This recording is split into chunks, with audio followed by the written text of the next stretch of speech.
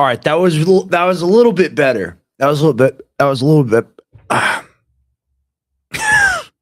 Good morning, guys. Welcome to the show. Anthony's about to be joining me, and I'm going to have Drew Hernandez on with me at 9 a.m. So, in a little under an hour, we're going to get into the Infowars shutdown, his history, being a fourth hour host, being an Infowars journalist, all of it.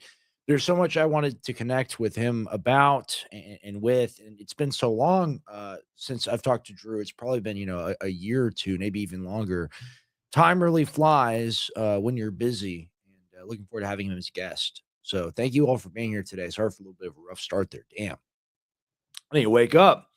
This is what happens. Actually, you know what? I do have caffeine. I was thinking I don't have coffee. Give me 1 second. You're going to see me wake up. 1 second. Uno momento.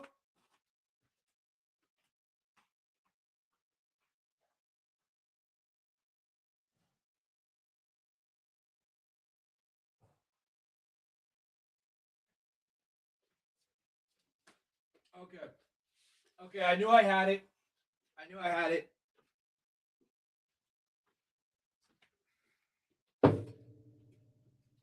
All right, I'm about to show you guys a little bit of a crafting skill here. What's up? What's up, Parish Place? What's up, Drew? What's up, Polly? What's up, AC? I know. Rumble gets set up today. I'm sorry, guys. I'm sorry I went to this conference, which I will talk about. Been so busy. I have Austin helping me, Patriot Pulpit helping me, but check this out real quick.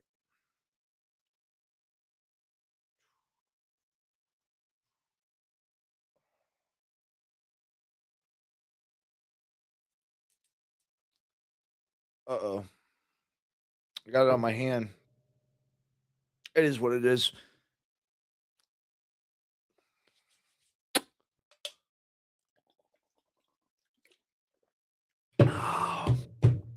Come on, brain.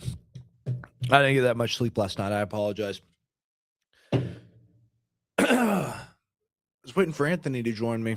But all right. So I've got stuff I want to get into today. I've got a whole news blitz selection. I've got Fuentes reacting to my dad's situation.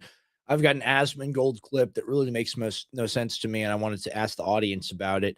I've got Charlie Sheen on Hodge Twins, which I thought was pretty cool. It's pretty cool to have been on the same show that guy has done, but also I think about Infowars, and that's also so cool about Infowars and having that history. First Amendment problems. Going to talk about the First Amendment today. My dad talked about my dog. I wanted to get into that. We have Gunther Eagleman and some claims he's made that are going to be funny to get into. I have a really powerful Theo Vaughn clip, and I will say I have really been enjoying Theo Vaughn and Tim Dillon over the past year because, a lot of people were highly critical of Theo and Tim for, like having the dinner with like JD Vance and like interviewing all the political people and kind of like, in 2024, like we were in 2016, that's actually literally the exact parallel corollary. That's literally what it was. They got treated kind of in the same way and, faster than we did, a lot faster than we did, to their credit. They're kind of waking up from that and realizing that they need to speak up. Thank you so much. The Rupert Monster just got back. The Rupert Tiger. I'm live. People are going to see the Rupert. Come here, Mr. Buddy. Come here, Mr. Tiger. Hey. And if you want him to get nice treats, you go to 50percentoff.com and you get your toothpaste there. And that lets me buy dog food and you get walks. Thank you, David. Really appreciate it. Look at that. That's a happy camper right there. It's a thoroughbred. He's a good boy. He's bona fide. Yes, he is. He's got his bona fides. He's a good boy. He's a good buddy. I love my Roo. Isn't he ridiculous? I know I got points to make. I'm sorry. I'm just having fun. I don't know why Anthony hasn't joined me yet. He's more than welcome to. If you're watching this, Anthony, go ahead. Look at my buddy. Look at my little mans. That's a happy tiger. Yeah, he is awesome. Hey. Okay, well, we'll see if he'll leave me alone. They call them Velcro dogs, and it's 100% true. Like, if you get a Doberman, it literally will not ever leave you alone. It'll always be right next to you, right by you. Like, it'll try to, like, get into, like, the bathroom. So he can just like stare at you and be like, no, like get out of here. Like, give me some space. I have to tell him, like, get out of the kitchen, get out of the kitchen. And he's not even trying to steal food. He just wants to be by me. So I love Rupert a lot. I can hear him slurping on the water right now. But yeah, so Theo Vaughn and Tim Dillon, I think they're doing really important work. And I think this is why I'm so passionate in my anti-Trump activism now. You don't get to have like a milquetoast opinion on this, or like a compromise, or like a deal-making opinion on this. Like, we have to divest now. We need divestment from this entire corrupt system. And we need to build something which is the actual true version of what we were fooled into believing, like pyrite versus real gold, with Trump representing some sort of independent spirit within the party. Like, we need that again, but we need it to be genuine this time. And I don't really see another way out of it. I've had to have my beliefs and my positions challenged a lot, over the past month, doing the quartering thing, doing the Andrew Wilson thing, now doing the America First United thing. I've had my positions challenged a lot. And what I have realized is that we are actually the realistic ones. And the people that advocate for these like top down systems of control, or like complete overhauls, or like reformations or returns to tradition with the government, they really, my roommate, he put it in such a good way. Uh, they want to live in Christian nationalist city. And in Christian nationalist city, the quarterback of the team is Trump. And Jack said it much better than I'm saying it now. But the quarterback of the team is Trump. And you may not like the quarterback, but you support him because he's on your team and he's playing for CNC, he's playing for Christian Nationalist City. And we're told to accept the lesser of two evils because the mongrel hordes of the brown people will come in if we don't allow the Trump to bomb everyone to death everywhere. And simply put, it's just not true. Like, you can talk about Trump closing the border. You talk about Trump doing some deportations. We had 20 million people come in here. Trump very, very clearly stated that it was not his intention to do mass deportations because, just like he said with the Epstein files, his real interest, his real friends, his real constituents, the billionaire class, the Epstein class, he's got friends in agriculture and hospitality, and they don't want to lose their cheap labor. So they're allowed to keep undercutting American workers. They have no punishment for this. And then ICE runs around in like Hitler outfits and shoots American citizens in the street. It's like, well, you don't support ICE. You don't say you don't support ICE right now. And it's like, I don't support ICE because it's a part of the Patriot Act and the whole thing. And what's used on them is used on us every single time. If we didn't want them here, we would just make it so you couldn't live here and you had to go back home. We'd make it easy for you to go back home.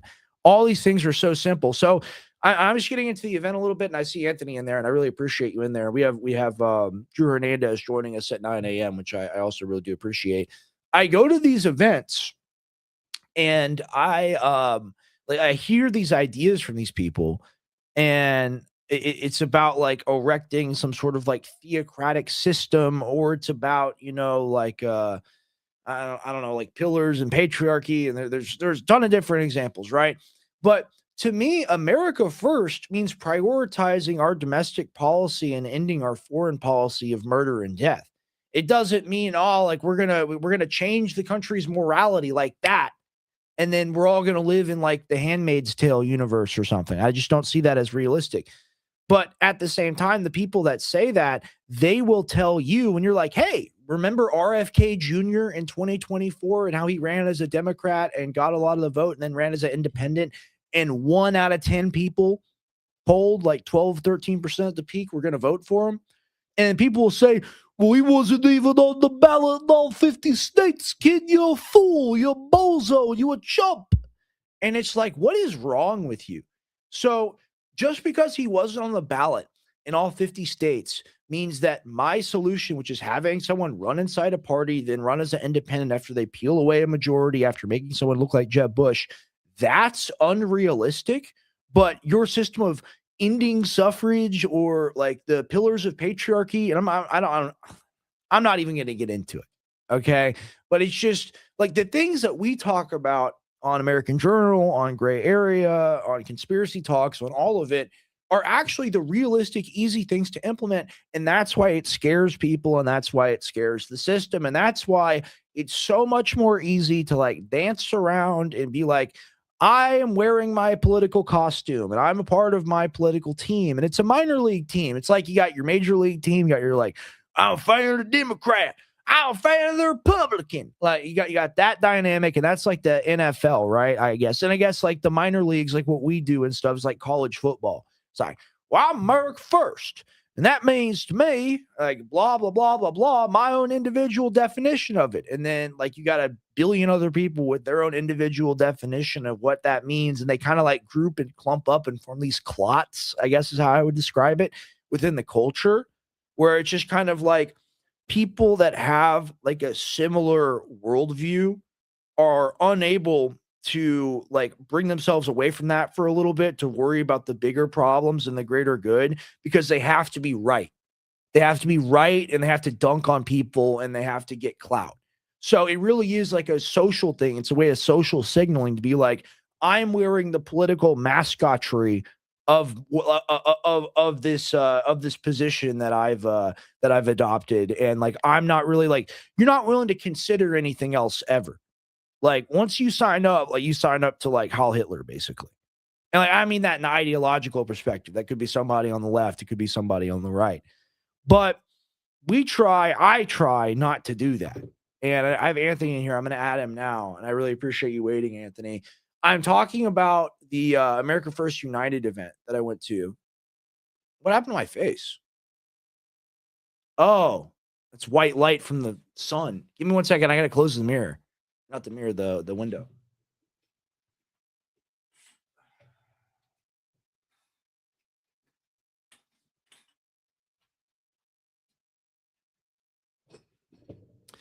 Yeah, that freaked me out for a second. Here, I'm going to throw you up. How are you doing? Oh no, I can't hear you. I don't even have the mic icon for you. I don't have the thing moving up or down, like the little dots. Do you see it on StreamYard? There we go. It was on mute. Yes. Sorry, I looked at my face for a second, and it reminded me of when I knocked my 2 front teeth out on the trampoline. Because like I looked at myself in the car mirror and I was like, that's not right. Like when I saw myself all messed up, but I had like this giant, like it was the white light from the mirror. I thought it looked like baking soda was like all over my face. And I was like, what the hell is going on? Yeah, exactly. But how are you doing? What's up with you? I'm good, man. I thought you were doing solo shows on Monday. That's why I said, are you doing your solo show today? Oh yeah, well we're gonna phase into that. I still wanted to talk to you. Okay. And see, I wanted to see like if you had seen any coverage of the America First United event, dude. United event. I tried, but like the stream was so janky. Like that's what I'm saying. That's insane. What I'm saying. Go ahead. Was that like an infiltration thing? Like what happened? Like I tried watching. No incompetence. I saw it. I saw it firsthand. So here's the situation. Dang. An event of that size, of that magnitude, I think they had 6 different camera angles set up. And I think that there were 2 like pointing closer towards the stage or towards the panel, and there were 2 in the back. There may have been more that I didn't see. There probably were, and a bunch more handheld, right? But they had 3 people in the back room trying to like run the AV setup for all this. You need at least like 4 to 6 people, and they can't be in their 20s. Yeah. You need old white guys to do like real technical work. Yeah. And like I didn't see that there. So when I didn't see a person that looked like Rob Dew, I was a little concerned. You know what I mean? Yeah. You know what I'm talking about? But like when I was watching clips of myself, it's like I'm talking like I did with. I saw that like too. I sound like literally. And if you hear Tim talk, Tim is like, rah, rah, rah. Yeah. Like, it literally sounds like we did nitrous. That's what the audio feed sounds like. But thankfully I had a supporter, a listener in the audience, also a citizen journalist herself, Billy, who took a lot of video up close. I think like 30 minutes of video. So I will have stuff to put out. And that's the thing that pissed me off, man, is I spent like I spent like $700 probably between like airfare and like hotel stuff, like wrong side of $500 to go to this thing, completely unpaid, completely volunteer, just because I wanted a microphone and be anti-war.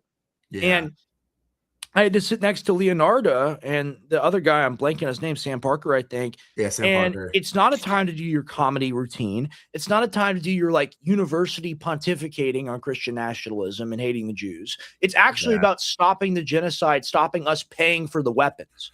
And that's what I was there to try to explain. I also wanted to talk about Infowars, of course.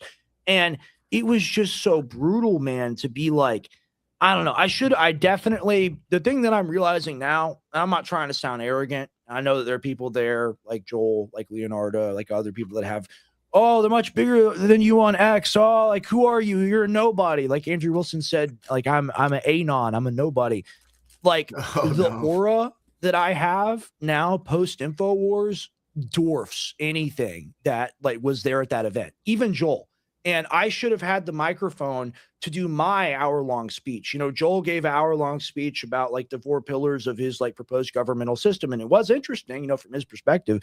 I don't entirely, or I don't agree with it, but it was an interesting speech to listen to. And I told him that. But at the same time, like I should have been there to give my hour-plus long speech about the history of Infowars and censorship and why it's important that everybody needs to stand up for Alex Jones because we are all Alex Jones and all of that. And instead of that, and here's the thing, Leonardo, like I've met her in person. I like her. I think that she's a good person. I think she's a nice lady. But she was making all these jokes about women, and I really didn't appreciate some of them. By the way, I have 3 sisters, and I love women. Women are better than me. but at the same time, like she's like, women need to shut up and all this, and I was like, oh yeah. I wanted to be like that. I wanted to get a little misogynistic, which I never am because she was doing it. And I'm like, all right, woman, if you want to take over the panel and talk for 30 minutes and talk shit about everyone on earth, then like I might do it a little bit. But I didn't want to do that because I was mad about the kids. Okay. And like it's funny to laugh about, oh, Leonardo's on the panel, oh, blah, blah, blah, blah, blah. We weren't there to do a comedy show. Like I was there to talk about genocide and how we pay for it. Yeah, no, I hear you. Like the thing is, Anthony, like Jose Vega came on before us and he gave a speech where it literally the entire thing was about the Constitution. And it was about the first sentence in the Constitution, the first few sentences in the Constitution. And he was making the point of anybody that doesn't agree with that first sentence, which is like, we have a right, you know, when the government infringes upon the rights of the people to like make a new government. Basically, anyone that doesn't agree with that, they're a part of the problem. And he referenced, you know, like King Charles coming over to our country and meeting with Trump and being at the White House and the genocides that these like European royalty have been involved in like Africa and India and other places like that. And the way it was clipped was so disingenuous and sickening because people are like, Democrat evil Jose Vega says that America must atone for the sins of the British Empire. That's not what he was saying. He was saying what the guy came up to me and said at the end of the panel talking about not making a covenant with darkness. He was saying, look, listen, America right now is evil empire, not because we by our nature are evil empire, but because we're working with people. We've adopted their traditions that are foreign, that are not ours, whether that's British or Israeli. Do you see what I'm saying? And both of those, British and Israeli, are antithetical to the country in different ways. For sure. But at the same fundamental level, like literally red coat, Nazi, same type of thing. Yeah. So that's a good point. It was dude, it was a powerful speech. I loved his speech. I loved his speech, but people weren't there to listen to that. People were there to do like the Nick Fuentes dance. Like that's what it was. And I love Nick. I'm a huge fan. I love the show, but you are not Nick Fuentes. I am not Nick Fuentes. And when you try to be Nick Fuentes or like try to pontificate upon Nick Fuentes's ideas, they were basically at this event, they were advocating for a better Trump. That's what they wanted. And not in the sense that we wanted it, which is like by meaning better, just doing what he promised, being like more like Heil Hitler, like more of that. Like that's what they were more interested in. I'm just being honest. I'm calling balls and strikes as I see it. A lot of the people there, genuine, weren't interested in that, but especially the people that weren't talking, like the snickering little young Republicans in suits. This is why I can't go to these events anymore. Here's the thing. you're talking about you talk to me sometimes about it, like oh man, like if it was me and I heard that, like I'd get a little upset, like I might not be able to suffer through like one of these debates because these people are so slimy. Like Yeah. that's how I feel when I see these, like it's not even broccoli hair, it's like the hair helmet. Maybe I'm just jealous because they have all the hair, but they all look the same. They all look the same. They're all there snickering. Not one of them would say anything to me or Jose or any one of our faces. They just kind of like slink around and whatever and just talk in their clumps. But then they're all on X, be like, I was there and I laughed in his face when he gave his speech. Well, you're a fucking fag, dude.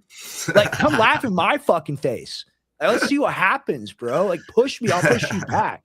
Like, it's so funny, man. Like, what kind of nerve do you have? You're not even a speaker, and you're just there to talk shit on the internet about people that actually have skin in the game, came there because they cared about something political they're passionate about, and they wanted to give a voice to people that didn't have one. And like, that's what Jose was trying to do. That's what I was trying to do. And, a lot of the people there, they just, they didn't have that in mind. And like the people that are coming at it from like a foundational Christian basis, like the guy that was last in our Q&A, I disagree with him vehemently on, he considers, basically like any kind of cooperation with Muslims is making a covenant with darkness. And he cites in the Bible that's what he says. And he was the son, I believe, of the gubernatorial candidate that I interviewed. But I walked up to him immediately after our panel was over, like immediately, like 3 seconds after. I said, what is your epistemic justification of how you view the Bible? Like, how do you interpret that covenant of darkness thing? How can you say that applies to all Muslims broadly or to cooperation with them? And he gave some answer. Well, a Protestant leaning towards Anglican, trying to figure it out. So I'm like, so you're not Orthodox or Roman Catholic. So you don't have a historical church epistemic justification where you can say, okay, the Bible, which was made in the 3rd century as a liturgical document, you don't have a means to interpret that. That's not subjective. And we both got a little frustrated. We were both a little upset. We had another conversation after where we agreed to disagree and we shook hands, and he was a fucking man. Okay. We disagreed, but he was a fucking man. He wasn't one of these broccoli-haired bitches. And I do respect that, and I respect him. And if that was his father, I really do respect his father. Agree on some points, but it was very interesting to talk to a guy, Monty Fritz, that had passed weather weapons legislation. So like anti-geoengineering, no cloud seeding in Tennessee type of thing. So pretty cool. Yeah. What do you think? Well, I think a lot of these people, they are followers and not leaders. They have no solutions. They only think that they have to do one extreme thing, right? Sure. And really what it comes down to, and like, I hate to use this woke left talking point, but most people are just racist. That's really what it comes down to. No, for real. Like, people are just racist. They don't realize, they think they're awake, but they're so under the spell of divide and conquer that they don't even realize it. It's like, well, and that's not what I'm supposed to be doing. It's dividing. We're supposed to be coming together.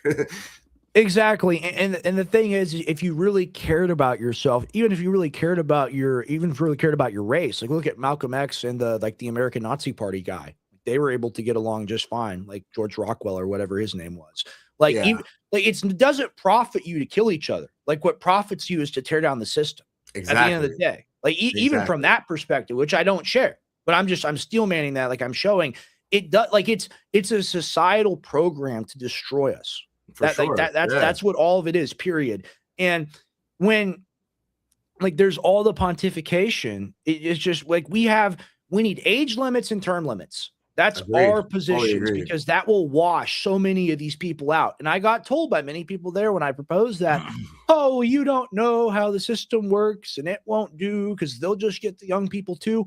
I don't think so. No. I don't think so. In an organic social media driven campaign, when there's no boomers to watch the TV ads that you spend millions of dollars on, I think these people will get BTFO'd in under 10 years. Really bad. As you guys were doing that, look where Trump was at. He was at the Villages in Florida, literally the most densely populated boomer area ever, because that's where he has to do rallies now, is around boomers, because he's lost Gen Z completely. He goes to the cemetery. He's a necromancer. He raises up his staff and he the skeletons to what a great audience. What a phenomenal audience. Y'all are white. Y'all are bleached white. Y'all are just a pile of bones, really. But you're always here for me. That's such a good. I saw this thing where it was a MAGA hat on one side, like the soldiers were walking in under it, and then coffins were coming out of the other side. There's some powerful political art that's going on right now, man. For sure. I mean, like somebody was like literally like having a heart attack, like in the crowd, like had to get carried out by Dr. Oz. Like it's a mess.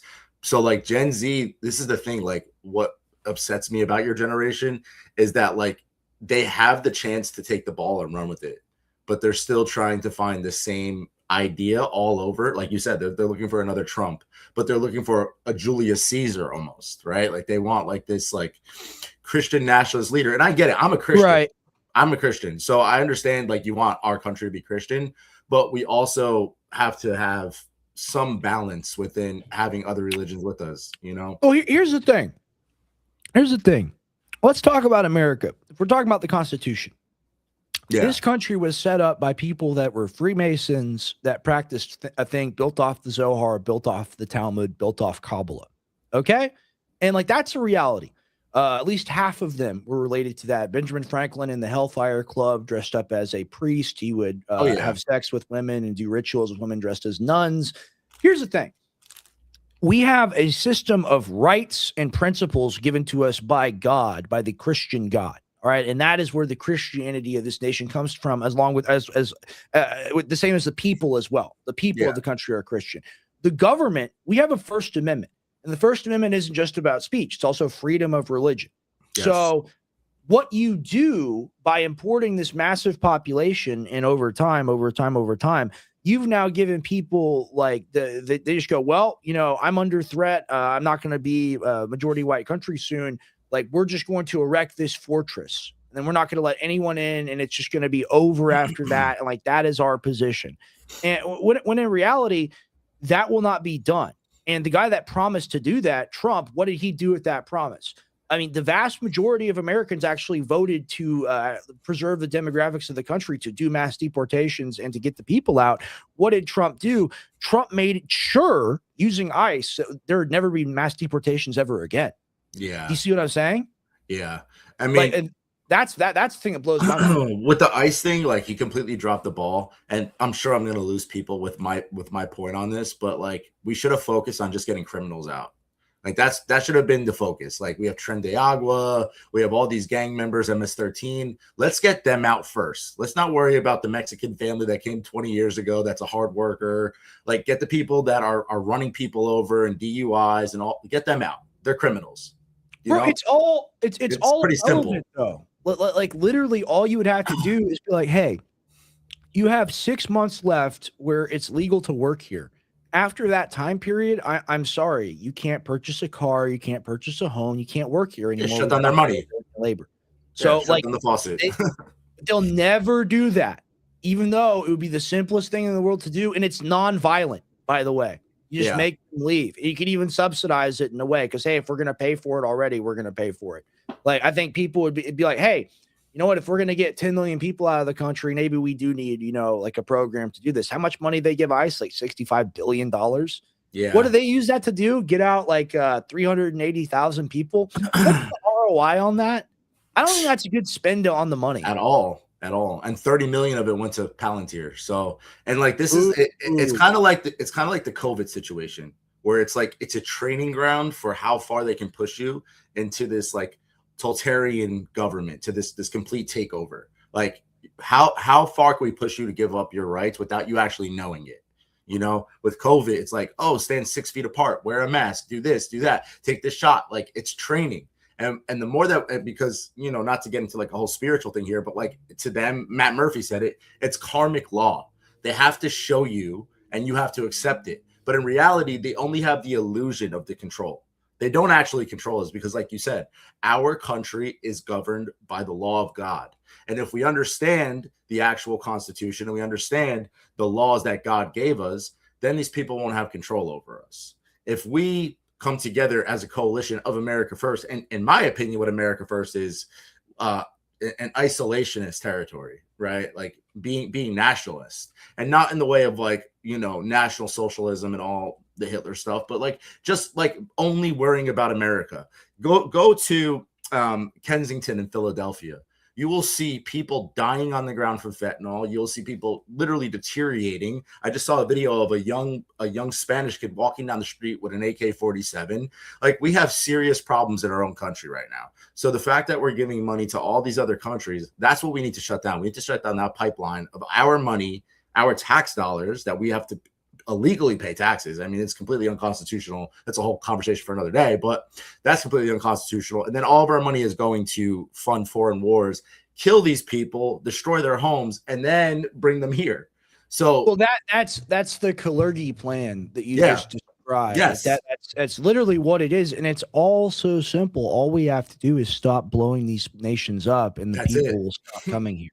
That's it. And we also, like, we have to make it illegal to fund the immigration here. Like, people spend big money to bring these people over here to passage across like the most dangerous areas of the world, like the Darien Gap and other places, to get them there, to get them human trafficked. I mean, like 2 out of 3 of the girls are raped and stuff like this. Like, if you're making the transit up here, like it's a very, mass migration is a very evil thing. It's not like you're like, oh, we must run into the US now. Like, we're all together and we're all friends. It's like, no, you're in the truck now. You'll take your $3,000. That's what it is. So wanting to stop that is not an anti-human policy. It's quite the opposite. It's a pro-human policy. But at the same time, the way you stop that is you just make it so, like, it's just not compatible with the system here. Just like, well, there's no reason to come here because you can't work. Exactly. Only Americans should be able to work in America. Yeah, exactly. In my opinion. And maybe you can get a green card, maybe you can get some sort of O1 thing or whatever, but like, Americans should work in America. I fully agree. And, people say, oh, it was the Democrats that did this. But in reality, let's look at something here, right? If our country was being invaded by military-aged men coming in our border illegally, and our military did absolutely nothing about it, our military doesn't work for the Democrats or the Republicans. The military works for the American people. Our military did treason against us. And that's just a reality. They should have shut down that border with military immediately. Like, there should have been some sort of act through Congress on both sides. No, absolutely. So it was. You're 100% right, and that's it's America destroyed by design. Yeah, like that's what this is. Is like, this is all deliberate stuff, folks. And you can't say it's not deliberate, because the solutions are so simple. And they're already out there. Like, it's like you're saying, like, hey, the border is open. We got to stop that. We got a million man armed forces. Let's go put them down there and have them deal with it. Or just National Guard, whatever. Like, who did I just interview? It's crazy. I just interviewed somebody. I think it was Monty Fritz. It was Monty Fritz when I was talking to him at the event. And he goes, I was down at the Rio Grande. I was talking to this guy, and I was like, oh, why you have this gate down here by the river? And he's like, oh, to catch the bodies. Yeah. Yeah, it's sick. Indeed. Sick stuff. Very sick. And we could have put a stop to that, literally a decade ago. We didn't. And let's not forget, and think about this, Anthony. How does this make you feel? They said that $17 billion was too much to build a wall. Yeah. And look how much money we've sent everywhere else. Can you believe that shit? Little Zelensky gets how many walls? He gets like 25 walls worth of money or something like that. Or not that much, but like 12 walls worth of funding. Bro, it's insane. Like, I was watching the Tucker Carlson and his brother podcast, and Tucker's brother even said it. He's like, I knew about this stuff during the Obama administration with the Ukraine. They were literally stealing our money and going and buying Bugattis, like buying new houses, buying all this stuff. Like, Zelensky's wife got a Bugatti because. Dude, Zelensky better pray that if he visits the U.S. once he's in exile, that the power doesn't go out, because there are so many people that just like, that guy is the worst puppet ever. Like, at least Netanyahu is running it. Yeah. Like, at least Netanyahu is in charge. You can be like, well, that's the big bad guy and the final boss of the video game, or the bad guy in the movie. Yeah. Zelensky literally is like Frank Underwood, House of Cards. He played the president on TV. And that's how he was like, literally, he had some title. It's not peace president, but it's like president of the people or something like that. And they brainwashed us. We're just like the Ukrainians. Like, that's Trump. Yeah, it's the same playbook, no question. Dude, it's crazy how that works, though. Isn't it crazy that that's effective? Trump's Hollywood as well. I mean, they did it with Reagan as well. You know, they use movie stars and the glitz and glamour of that to make people worship these people. I mean, Trump, it's a whole nother level. I mean, it's a spiritual thing. I think people actually worship the guy. Like he's eradicating he's erecting gold statues of himself all over the place. Like this is idol worship, you know, at the highest degree. But I want to go back to the thing where you were talking to the Christian guy or whatever, because as a Christian, the most important thing in the Bible is for us to bring souls back to Christ. So right. How is it that if we're fighting against the Muslims and even the Jews, like, you know, I watched the show yesterday when you guys were like, it's not all Jews and and it's like, even them, we need to like at least try to bring them to Christ, you know, and like not forcefully, obviously not forcefully, but just like there has to be some sort of moral compass in our country, and there's absolutely none. We're losing. It's called leading by example, and we don't do that. Yeah, that's what you're talking about. Can I play this Theo Von clip really quick? Yeah, I wanted to show people this Theo Von clip. Definitely. We're gonna go to this. I really want people's opinion. I want your take on it, Anthony. I really love the things that Theo's doing right now. He's killing it. I'd love to go on with him. Like not out of any sort of like personal interest at all. Like I just like to talk to the guy about this because like the righteous indignation and also like the genuine confusion. Like I also don't understand like why we're paying for all this right now. Can't we just stop? We might like, be able to make that happen. We might be able to make that happen because Zach Moore is friends with the guy that books all his shows. Well, someone should clip this and send it to him because, like, Theo, brother, I'd love to talk to you about this stuff. Keeps me awake at night. It's what I wake up thinking about in the morning. We've got to stop the genocide, man. And, like, that's the only political priority that matters right now. Agreed. We got to save the little ones. We got to save the little children. So I'm going to go ahead and play this clip now to showcase what he said. But I do have a lot of uncomfort. Really, political leaders. That's what I mean. That's what I mean.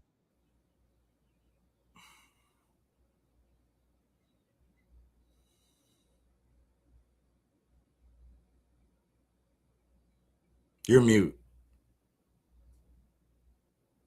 But I do have a lot. Okay, I don't know what just happened. My apologies. Here we go. Here's the Theo Von clip. A lot of uncomfort about America's relationship with Israel, the Israeli political leaders. That's what I mean. I believe that group it just feels like a satanic regime. It doesn't seem, it feels like they just want to cause pain. They just, I mean, these. And we're going to pause it and do frame by frame analysis because he's right. Like, and here's the thing. People, I've seen Mark Levin like call him stupid or whatever, or say that he's simple. Well, like, here's the thing.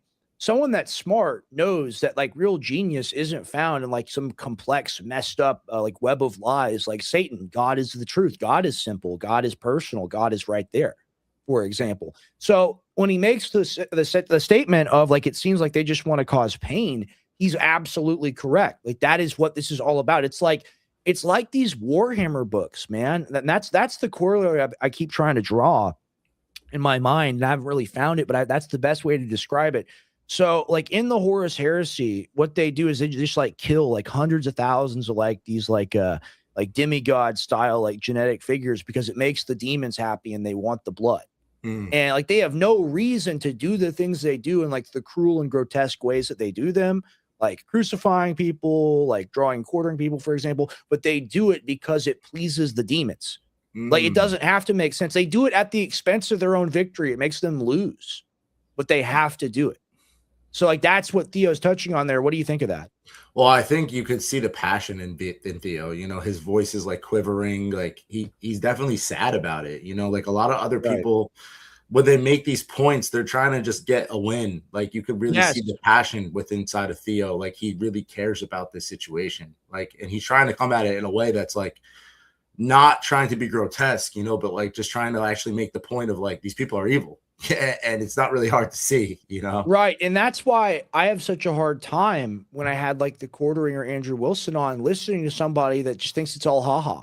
Yeah. Thinks it's all a funny time. Because like, how do you even talk to someone like that? Like they're asleep. Like they're willfully asleep too, but they are like fundamentally, like they just don't care. And like, I think you have to care about this. Like there's something called like map creep. where like you think the world is a lot bigger than it is, but it's actually like we're all kind of actually here together, right? And I just flying around the country, going to Vegas, going to Ohio. It's really not that far. And you think about everyone over there, we're just divorced from it because we're on the other side of the world. Yeah. Like we're all connected, guys. Like I mean, you can't just kill people. William Ashford is a great example of this. Like, look at how many people he's connected to in Gaza. He lives in America, and half of his family's dead in Gaza.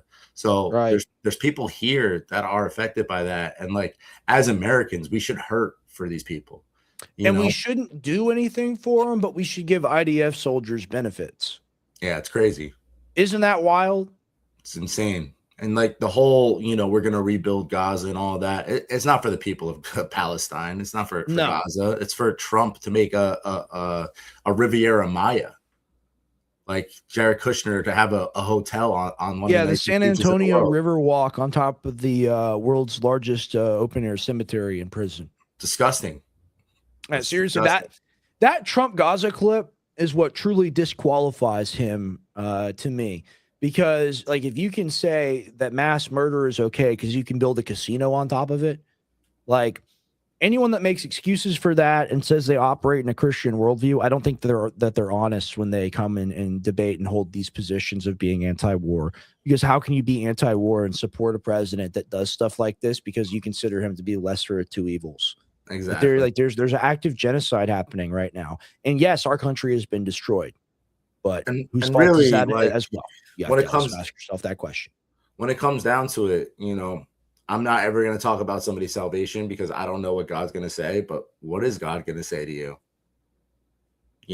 What is God going to say to somebody that is pro-war and pro-imperialism, and we have to go over there and bomb the brown people because they're all pedophiles and the little girls, they're better off dead than raped? Like, especially somebody that's holding such a high position in Christian orthodoxy and pushing that. Well, the thing is, here's the thing. He says that it's rhetoric, that it's equipped, that it's used to point out that Owen Schroyer, that his position of being a Roman Catholic is invalidated because they have PDF file problems. And, well, you're a Roman Catholic, so you actually don't care about them blowing up PDF files over there in the Middle East. So you don't actually care about the Epstein files. And it's what you're talking about, Anthony, just searching to get a win. Yeah. To be the big cheese, to be the big man that can speak well and go, I'm an orator. I mean, imagine calling yourself such a thing, in a performative context. Like you'd use it as a definitive term, but it's just insane. And at the same time, like saying that it's just a quip, like you can just laugh about it. Like, I can't laugh about the dead kids being better off dead than raped. Exactly. I can't even use that in an argument because that would never even occur to me because it's so monstrous. Exactly. And that's why he was so upset that I clipped it and he demanded the apology. Can you believe? No. And I was like, are you kidding right now? Are you serious? Are you okay? Yeah. Wasn't that creepy? That's like fighting terms at that point for me. Yeah. Super creepy. Yeah. Super creepy. Okay, let's just bang out in the parking lot. Yeah, super weird. And here's the thing. I never want to fight with him. Never want to even argue with him really, because like, I love him. He's my Christian brother. I really don't have a problem with the guy. But when you do stuff like that, like that is like scumbag, like little turd stuff, man. That's like sticking gum on somebody's backpack. Like you don't get to do that. Like that's what that is to me. And like we're here to defend our positions, to discuss our positions. And I come at it from a perspective of being open and genuinely wanting to have dialogue. And you lie to me about being anti-war, and you say it's all rhetoric to prove the genius debate, and you don't understand how debate works. It's all metaphor and logical fallacies and metaphysics and blah, blah, blah. No, I don't think it's okay to laugh about the kids better off dead than raped, even if it's rhetoric, even if it's equipped, even if it's used to make a point. I don't think a person with that political position that thinks it's okay to, just laugh and chuckle at something like that, which he did multiple times, actually holds an anti-war position. I think you're neutral on the war, or you support it in some context, which he does. Yeah. So for sure. To say you don't support the war and then go, it's only 7-8 weeks, nigga. Like, are you kidding me right now? You don't support the war. So he had this rage where he goes at the end. He's like, "You're a jerk. You're a jerk. You don't apologize to me." And I'm like, "Whoa! Like, what the hell is going on?" He was waiting the whole time for that, though. Doesn't he have children? That's a father that behaves that way. I don't think they're his kids. I think that she has 3 kids. I don't know anything about that. I'm not here to comment on that. But at the same time, like, dude, it's like you said about fighting words. And again, never fight, always love before Christ and everything. But like, if some like random weirdo was like talking to me like that on the street after we had like a discussion about politics, I would be like, okay, like that, you're being like kind of like threatening towards me right now, because that was real anger. And like, here's the thing: I've had a lot of human experience and interaction in my life. You can't tell me what I do and don't see in a human interaction. That was super weird. I agree. That was really weird. Wasn't that weird, Anthony? Yeah, I agree. I mean, he had that loaded in the chamber the whole time. He just wanted to dunk on you. He wanted like, even with the quartering, right? Like when I had the quartering on, I was mad. I was like beat red. Like I was actually mad because he's totally lying about everything. Like he's not even like a word lord or like a voice cell. Like he's just like a chud. Yeah. But like I was mad consistently the whole time. Like I was consistently upset about it and mad and being kind of aggressive. And you know what? That wasn't right of me to do. And I should have just been more logical. I would have destroyed him even more. Right. Yeah. But I was genuinely upset. He was looking for the opportunity to land a shot, and he wasn't able to really do it because he had to defend his position the whole time, because his position is terrible. Yeah. So he comes in at the end where I've kind of forgotten what we're talking about.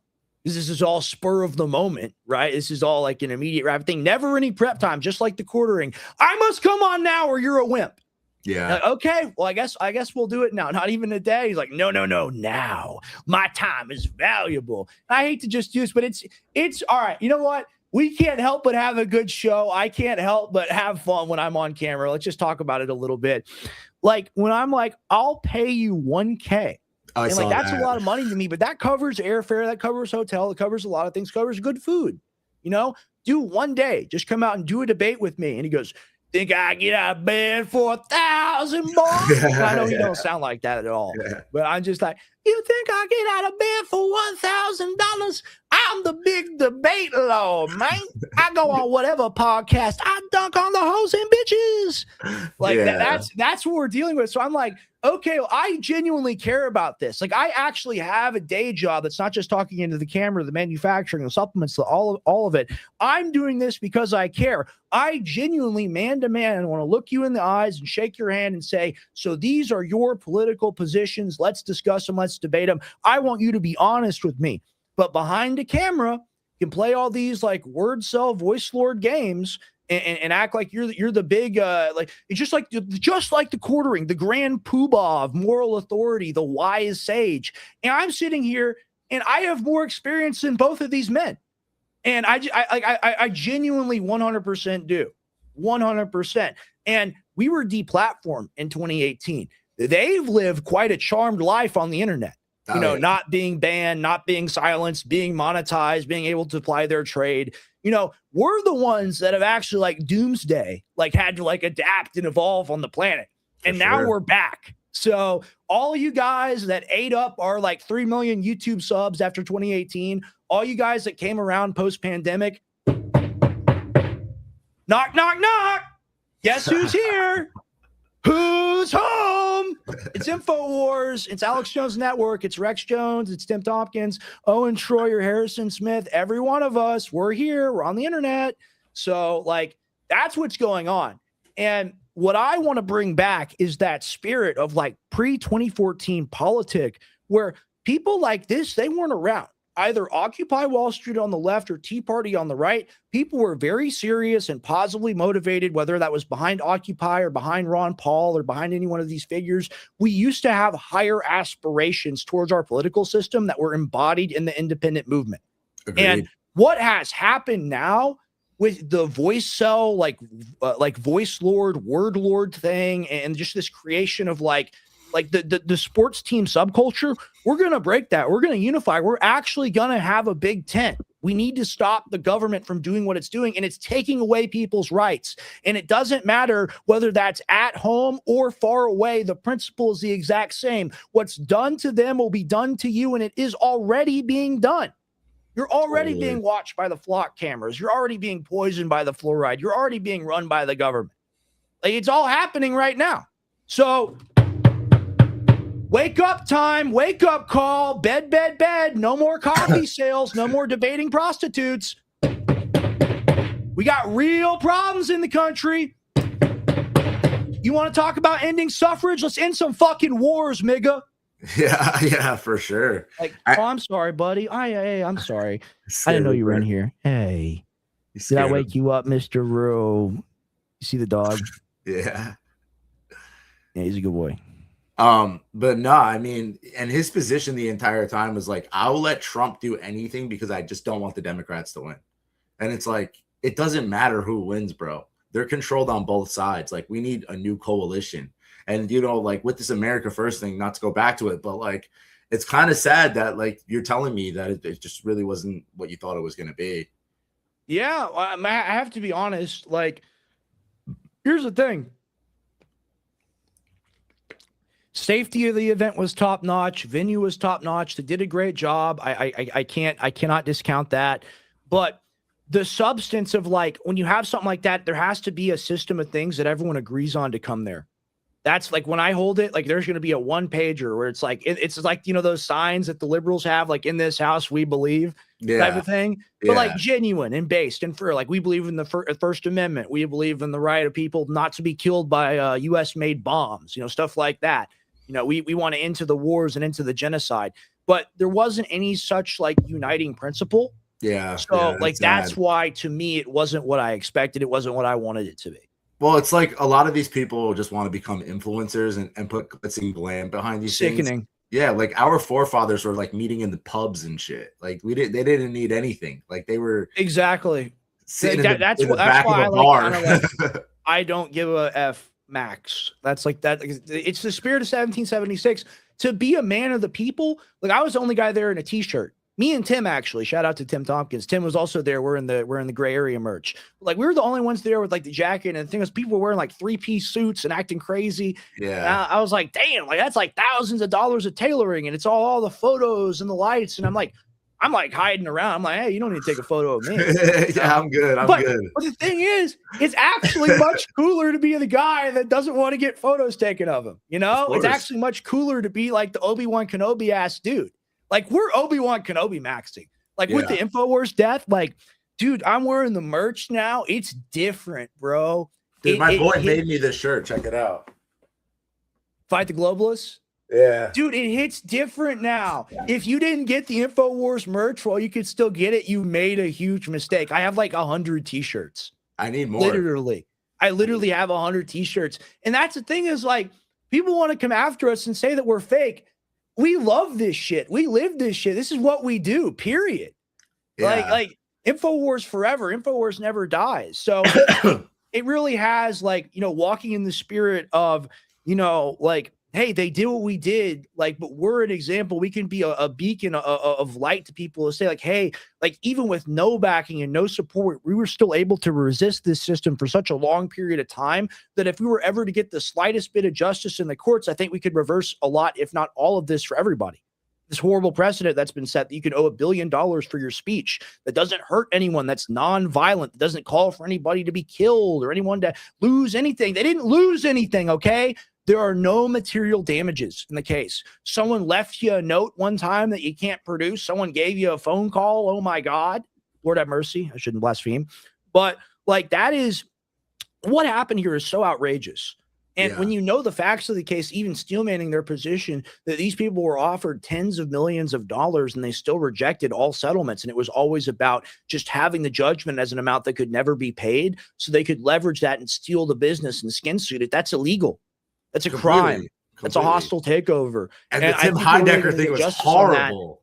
It's horrible. Yeah, talk about it a little bit if you would, because I'm going to invite Drew. Dude, it was so bad. Like he trying to do an Alex impression was the worst Alex impression ever. He's like trying to like make it look like he's not a Satanist that drinks blood, but then he literally drinks blood on the show. It's like, what are you doing, bro? Like, this thing is not going to go anywhere. It's going to completely fall on its face. And I think, like, honestly, like, God is really going to serve justice. I really do believe that because I already see, like, the cracks and everything. Like, your dad is coming out more and more. Like, hey, we have this win. We have this win. Like, more wins are accumulating now, right? Like, yeah, maybe the office is gone and maybe Infowars is gone, but, like, I feel like there's it's a good stalemate. thing. Dude, his shows have been so powerful, man. Like they've been, and the thing is like when they come in with the music, and that's the radio show on TV element that makes Infowars what it is, makes it so special that I hope to implement soon one day. When he does it, he's been in this big studio and he always does these like kind of like playful things, but also just kind of like, I don't know how to describe it. It's kind of like dancing. It's art where he goes like, yeah. And he's been coming in and doing these powerful like liners and like vocal statements and like haikus, basically.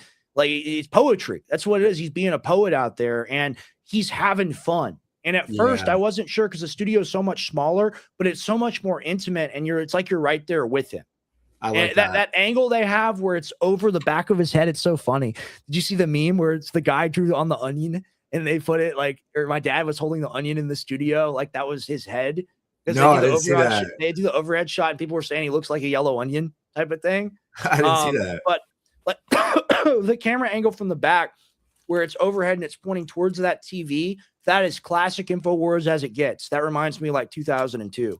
So I was super happy to see that. I feel like it's becoming super punk rock again, you know, which is like the best thing. Like that losing the label, going underground, that type of thing. Guerrilla. Absolutely. Like, that's what we want. That's what we want. Now, I want to, before Drew joins us, I want to go ahead and plug. All right. If you guys take melatonin, if you're taking a melatonin and a magnesium, let me tell you right now, for the same price you're paying separately for two products, you could be getting the best, the most well-known, the most beloved Infowars Life supplement of all time, now reformulated under my new label, 50percentoff.com. Ultimate Knockout Sleep Support. It's got amazing ingredients like L-theanine. It's got GABA. It's got Hopsar extract, lemon balm extract, valerian root. It's got the melatonin, of course. It's got the magnesium, the GABA, it's got everything in here. All right. And I'm blanking and I'm so tired. Usually I can just rattle it off the top of my head. You guys know I love this product. I've been selling this product since I was like 13 years old. This is what a lot of people have trusted for their sleep aid for decades at this point. And I would advise you, if you're buying any of these ingredients separately, if you want to get them all together cheaper, buy Knockout Sleep Support right now. In a couple of weeks when I sell out or when I get close to selling out, once I get the new inventory in, the price is going up to $39.99. But when you subscribe and save, I'm going to keep it at the same price or maybe even lower it a couple of bucks. But if you want to get it right now, before there's that little layover period, before I get more inventory, I've got classic Ultimate Knockout Sleep Support now with added magnesium bisglycinate. You need it. You want it. You love it. Knockout Sleep Support. We've got Drew. Hold on. I'm going to add Drew mid-plug. Right. Check out what I'm doing here, Drew. I reformulated Knockout. Do you see? You see what we got going on here? Grind. Can you hear me? Are we good? Yeah, no, we're good. We're good. All right, I'm gonna stop doing the plug. Let me get off the screen. How are you doing, Drew? I'm good. Good morning, you guys. How are you? How was your weekend? How was everybody's weekend? Anthony? It was good, honestly. I kind of like just stepped away from the internet, which I don't do because I'm like constantly plugged in. It was a slow news weekend, so I was like, you know what? I'm gonna go touch grass. I need to step away. I need to. Well, it was slow for Ben Shapiro, that's for sure. Oh yeah, dude. Yeah, they got cooked. Slow for Daily Wire, that's for sure. With all of the layoffs, with all their layoffs, because I guess it's not popular to shame your audience into worshiping a foreign country, and if you're not an American, it turns out that your audience is probably going to start tuning out and probably stop paying subscriptions to support you. You mean the biggest or one of the biggest conservative quote unquote media organizations that can't say Christ is king is falling apart? Isn't that surprising? Listen, here's what's crazy about that. Okay. I remember a time, okay, where everyone in the space wanted to actually be on the Daily Wire. I remember if you had a deal with the Daily Wire, if you had a show, if you had a mini Instagram show, anything with the Daily Wire, it's like, all right, dude, you're going to make it. You're going to blow up. However they're doing it. It was kind of like a secret at the time, right? But those days are over, and they've been over for a while. And I think a lot of people are kind of coping about that, but we can get into that as well. But, Well, sure.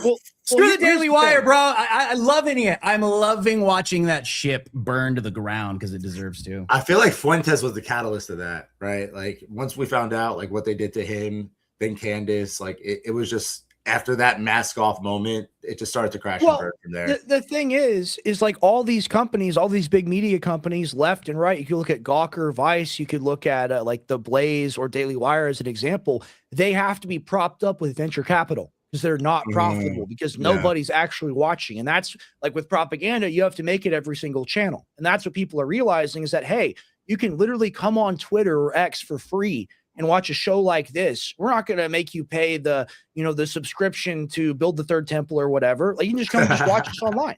It's super simple. Like, the barrier to entry is so low. And I think like what you experience having the alumni status, coworker status of being an Infowars host, is that like our spirit of new media, we always wanted everybody to be doing this, right? Now everyone can. And my experience, man, I've been around Con Inc. I've been around, right-wing alt media, and I've been around mainstream media, the Fox News people. I've been around all of that. And even, left-leaning, independent and mainstream, right? Been around these people. And one thing that I talk about this all the time is everyone wants to be your dad, bro.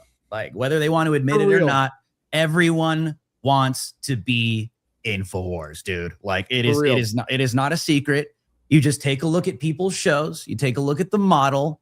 Okay, the obviously the rhetoric may not be the same, style.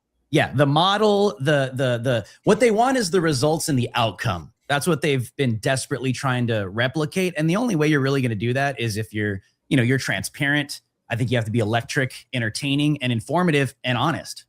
Because when you're honest with people are gonna they're gonna relate to you in a way that they won't find anywhere else. And there's a lot of cope going out right now, like on YouTube, and a lot of cope in right-wing spaces. And there is a lot of political fatigue going on. I agree with that. There's a lot of fatigue going on in like the woke spaces. But what it comes down to is whether or not you have a genuine relationship with your audience. If you actually have a fan base, if you actually have a connection with people because they love you, because they know that you're being as honest as you possibly can with them. And I think if you don't have that, in hard times, I think you're not really going to succeed. And I think there's a lot of cope going on out there. And I could tell, there's people that may have been slaves to the algorithm.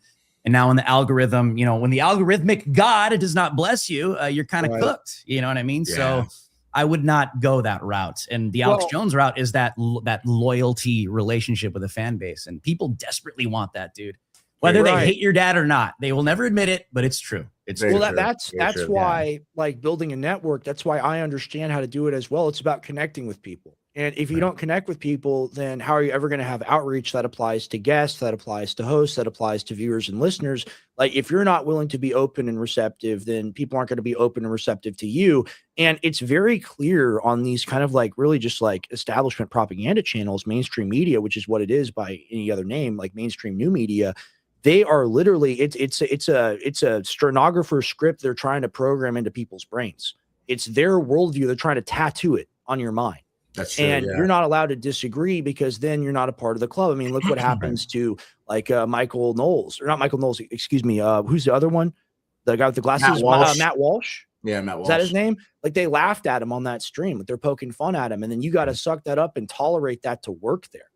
Yeah, man, the way the industry is, a lot of people think like these alternative media, right-wing networks and shows and these platforms are like the real independent free speech resurgence of America. We're going to fight to bring America back. But in reality, man, it's just the same as the old, it's the same as what Hollywood is. A lot of people that are desperate for fame, desperate for riches, desperate for glory, they're attracted to that. And then you get into an organization or you get into a network that is like, hey, we can offer that to you. All you got to do is sign over your entire life. You have no personal profile. You have no personal digital footprint.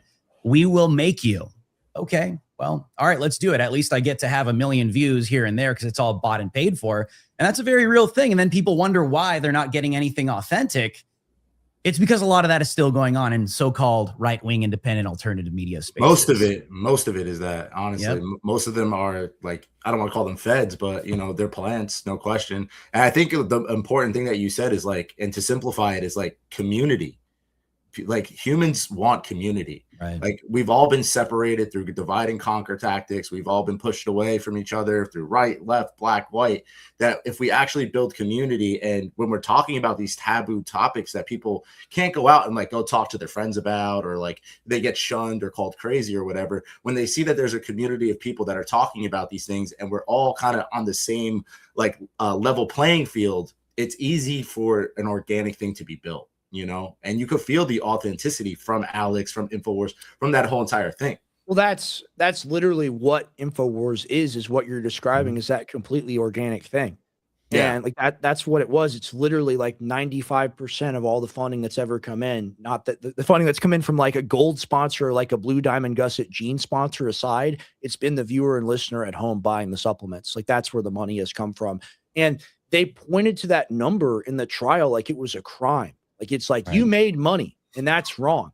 When we did that show where I think, Anthony, you were on with Jack, and he very clearly, and this is an experiment that I advise everyone to do, go on Google Trends and look up Alex Jones 9/11 and then Alex Jones Sandy Hook and compare the graph. With the 9/11 one, you see like all random, like huge spikes, huge, like with the Sandy Hook one, 2012, you see because he covered it just like everyone else covered it.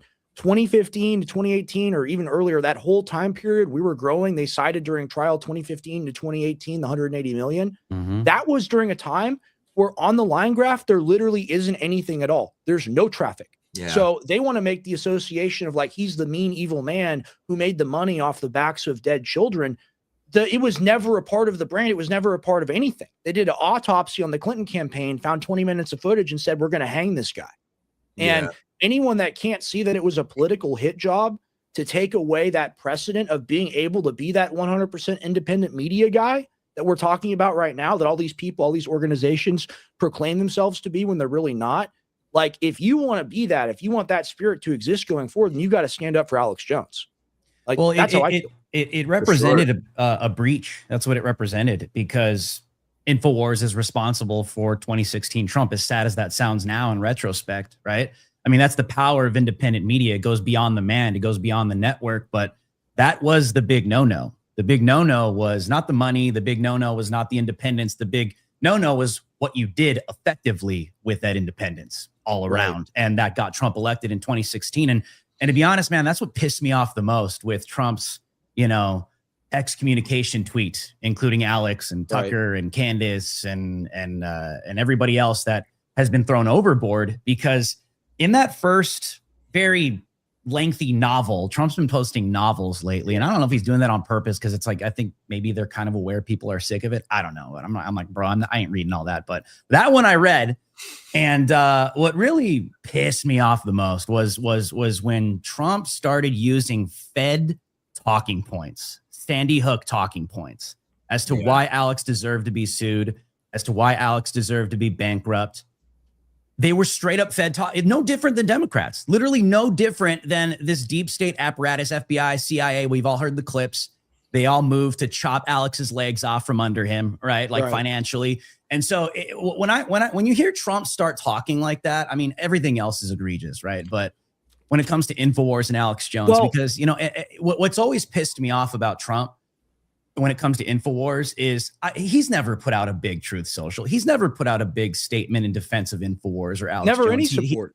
Never anything big. There's been stuff behind the scenes. I know your dad has been working on, third party indirectly, with his connects, but never like a personal. I don't think that worked out. It didn't. I don't think that. No, it didn't. It didn't. But it's just, that's what really pissed me off, because I'm like, dude, not only are you throwing over Alex, but the audience, but you're using these Fed talking points at the same time that are in these HBO documentaries and these show trials while excommunicating somebody. You clearly have I don't mind the beef. I don't mind that. Like, whatever, dude. Dudes are going to beef. It is what it is.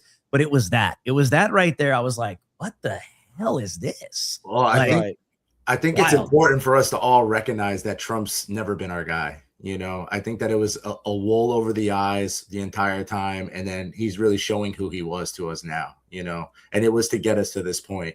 My personal opinion, I think that all of this is just scripted to get him to this point of power where now he is just on some dictatorship. Like he doesn't care. I mean, he'll do war crimes. He'll do anything. He'll say anything.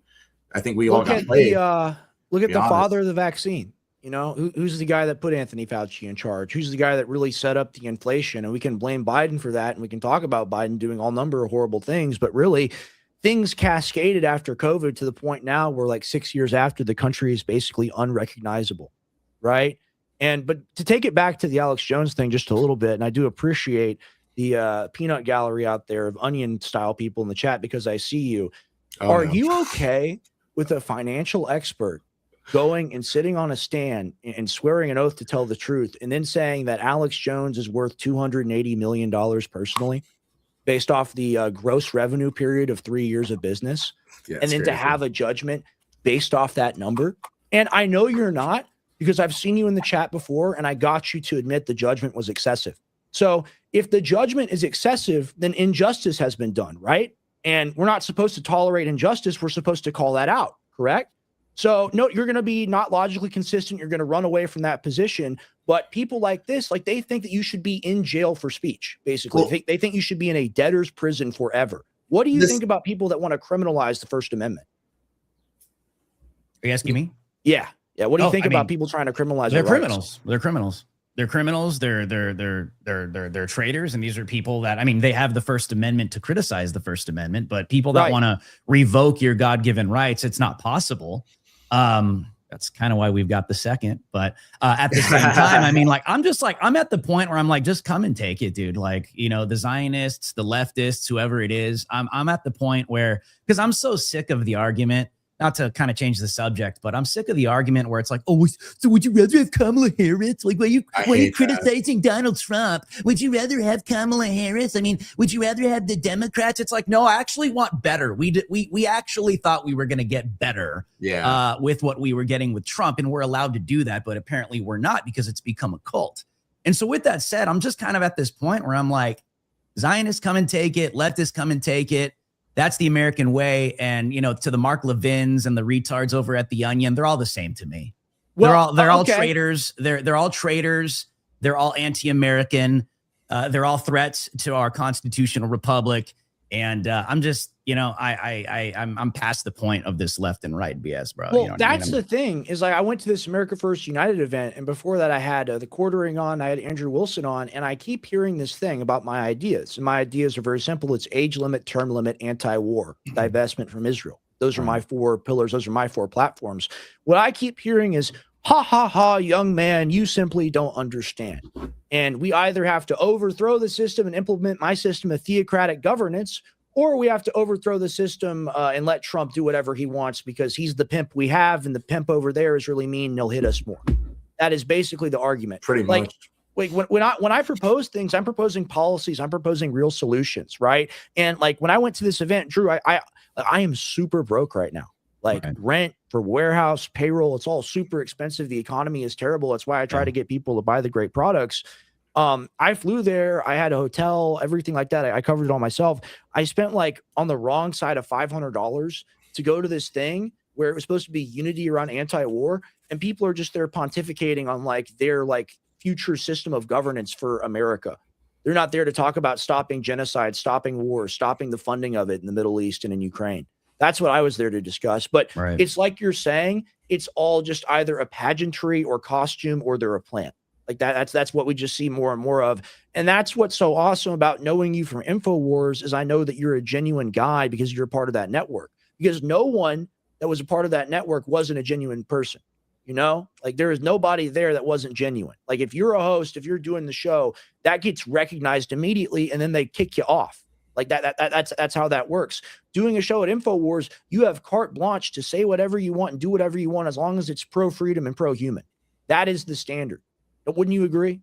I totally agree. And I know your dad's come around with but your dad's an OG when it comes to Israel. So it's hard to say that sometimes, you know, because your dad gets a lot of crap for, you know, he's an Israeli shill and he's Mossad and this and I'm like, but you know, Alex was calling out Israel when a lot of people were in diapers, my guy. You know what I mean? Yeah. So it's kind of, and I know there's a lot of stuff, you know, where the, you know, implications, I mean, being sued into oblivion. Can I interrupt really quick? Yeah, go for it.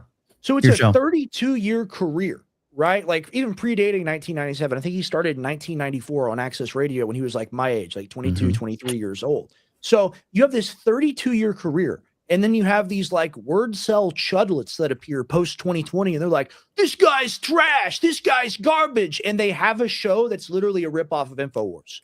Like, that's what I have too. That's what we all have. Like we're all Infowars. Like I told you, that's the model. Everyone wants to be that, whether they want to admit it or not. Yeah, it's like this guy created this river, and these people are swimming around it and going, you know, the guy that made this really sucks. What did he ever do? It's really crazy to me. Sorry to interrupt. No, you're good. It's your show, bro. I mean, he's come around, and you know, I've talked to your dad about it, especially live on air, and I understand the frustrations and not wanting to make everything about, you know, one subject. I get that, but this is a big problem, and I think it's the symptom is how sick of young people really are of this. And when I say young people, not just Zoomers, you've got like millennials and even Gen X is coming around. Boomers, I don't know.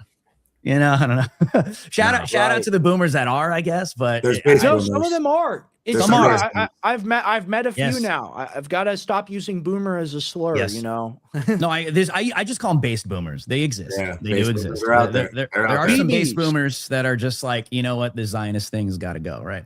I think that has become, obviously, it's a big problem, and young people understand it. They get it. It's affecting them. But you do have these older generations that have been so warped and psyoped into believing this is a religious duty. When I say religious, like a Christian God-given duty. Yeah. So it has become a cult. And you got to deal with that theologically. And that's always been my approach, right? You know, I was a youth pastor for like 6 years. And so my approach on the Zionist issue has just been just trying to snipe it biblically, right? And with my show, I've had a lot of, you know, everyone's got their own different approaches, but for me, I've had a lot of, you know, because I just view it as ministry, a lot of success helping people see like, hey, this is not biblically accurate. This is how you become Ted Cruz in front of Tucker Carlson on the biggest podcast in the world, saying, I believe, you know, God says we should bless Israel, and you know, I'll be blessed, and if I curse Israel, I'll be cursed. Like, where is that in the Bible? Or I don't know. Like, well, of course you don't know, because you don't even know why you believe what you believe and what you're saying. So for my approach, it's an issue that is affecting young people's lives. It's a theological issue, but what's happening, and the administration has been doing this because they're all, you know, sold out. They've all sold their souls. Caroline Leavitt, all these people, they're just gone. They're cooked. Agreed. For Israel and Zionism. Yeah. It comes down to the worst thing you could do is try to gaslight people and tell someone your reality is not actually your reality. And so the Zionism and the problem that it's having financially on our economy, we're paying for these wars that it is a never ending war. It's not just a new war. This is a never ending war. Why? Because it's these. No. Hold on. They literally goes, 47 years we've been at war. 47 years. No, like Rex, literally. It's a 47-year war that had a 12-day war in it last year. But it's not a new war. And the war is over now, but it may begin soon again later. Like it's wild. It's retarded, dude. But gaslighting people, like when you've got, dude, you guys have seen the TikToks. There's people crying. They're working 3-4 jobs. There's Zoomers. Like, I can't even afford groceries. I could barely afford to be on my own. And we're looking at these never-ending wars. And when I say never-ending war, it's these Zionist wars that never go away. It's these Zionist wars that never stop. It doesn't have to be the Iraq war, the Iran war. The Zionist control of these wars is what keeps us. It's why we're like, this is what they're telling us, like 40 trillion in debt. Who knows if that's even true? My suspicion, it's probably even more. I think it's doubled, to be honest with you guys. To be completely honest, I think they're just saying that. It could be even way more, to be completely honest. Because like, you look at the financials, you look at these wars, like 40 trillion, that actually sounds kind of low. Look at our country. How are we the hot? Trump loves to say we're the hottest economy. We're the hottest country on the face of planet Earth. While people are struggling still in 2026 in the golden age. Yeah. The only golden age, you know, that's happening right now is for Israel and people like Benny Johnson. Well, you know what I mean? So it's like golden age. But you can't gaslight people. My point, let me finish my point. My point is when you just tell people that's not happening, suck it up, keep going. There's something wrong with you if you don't accept this. And would you have rather had Kamala? that's not a winning message. That's how you lose people. And I think that's exactly what's happening. I totally agree. I wasn't trying to interrupt you. I would just say Gilded Age. It reminds me a lot of Golden Age. You know what I mean? In 1929, what do we have? Great Depression. You know, so they were saying, Gilded Age is all amazing. And now look at what's coming. Look at what's about to happen. And if you can't see that, if you can't acknowledge that, then it shows that our coalition within the Republican Party is weak. If we don't stand on business and actually say, what's the thing my dad said ad nauseum? You've heard this a million times. We have a populist beachhead within the Republican Party. That is what my dad has been saying for years in reference to Trump. And we believe that he was our guy and that he was on our side. So now we have to confront the idea, is that really true? Do we actually have what my father said, Alex Jones, a populist beachhead within the Republican Party? I would like to think so. I am finding out that we don't. I am on the ground meeting with people, and I'm having people on the show. I'm finding out that we don't. I'm finding out that the Republicans, a lot of them, most of them, you know, I don't want to describe most, but greater than 50%, a lot of them are neocons, man. And man, they may not even know the word, or they may hate the word and think that they're not that, but that's what they are. And we have to confront that idea within the party if we're ever going to hope to reform it or affect change within it. And I do understand the point of like the Democrat angle where people point to Kamala and whatnot. Like here's the way I put it. Democrats think that they're right. Republicans know that they're wrong. Does that make sense? Mm-hmm. Totally. I mean, also you have to take into effect that the golden age is actually the age of Lucifer, because golden is to represent the age, the order of the golden dawn, which is Aleister Crowley. And what these people are under is a spell. Because if you actually understand like what building this third temple is, that's to bring in the Antichrist. Right. So as Christians, how do we align with that? Why would we want that? Because a lot of these Zionist Christians, they're under the illusion that Christ will come back. That's the whole entire thing. They're so under the impression that this is the only way Jesus will come back. So they can fake and force this prophecy upon us because they think that Jesus is going to come and the rapture is going to happen. The rapture is not even in the Bible, you know, and we don't have to make that argument right now, but really it's people don't understand the Bible, you know, and people, you know, you made the example of Ted Cruz saying, if you bless Israel or you be cursed. Well, there's a whole other entire book in the Bible. It's called the New Testament. And in the New Testament, it speaks about the new covenant, that we're not under this old covenant anymore. And Jesus Christ died for our sins, right? He died for everybody's sins. He put his life on the line for all of our sins. Why would he curse us? He's literally giving us grace, mercy, freedom. Well, we are the spiritual Israel. It's the church. It's the people that follow Christ. It's the Christians. Christian means little Christ. And what the Bible is referring to in Genesis is Abraham's seed, which through David is Jesus Christ. Yeah, it does. That's what it's talking about. And, you know, it's so weird to see these people. They really are, I guess you call them just like Judeo-Christians. I've seen video clips now of people advocating for the Noahide laws and stuff like this. And like that's Sharia by any other name. So they want to talk about the Muslim threat and the evil Muslims all the time. There's another version of Sharia that they're actually talking about implementing in Florida. And that means no public worship. You know, in Judaism, you have to take the O out of God's name. That's disrespectful. You know, you have to not say that. So they want to enforce that on America is supposed to have freedom of religion. You know, like what's happening here? Why is it okay to have one system of theocracy that we subscribe to, but then to bomb a people to try to destroy their civilization and return them to the Stone Age when they do something? If the Ayatollah truly is the Goblin King and he runs around with a giant club and he bonks the women on the head that don't wear the hijab, what is the difference between that and Netanyahu, who's killing tens of thousands, hundreds of thousands of civilians to build a biblical greater Israel from 3,000 years ago?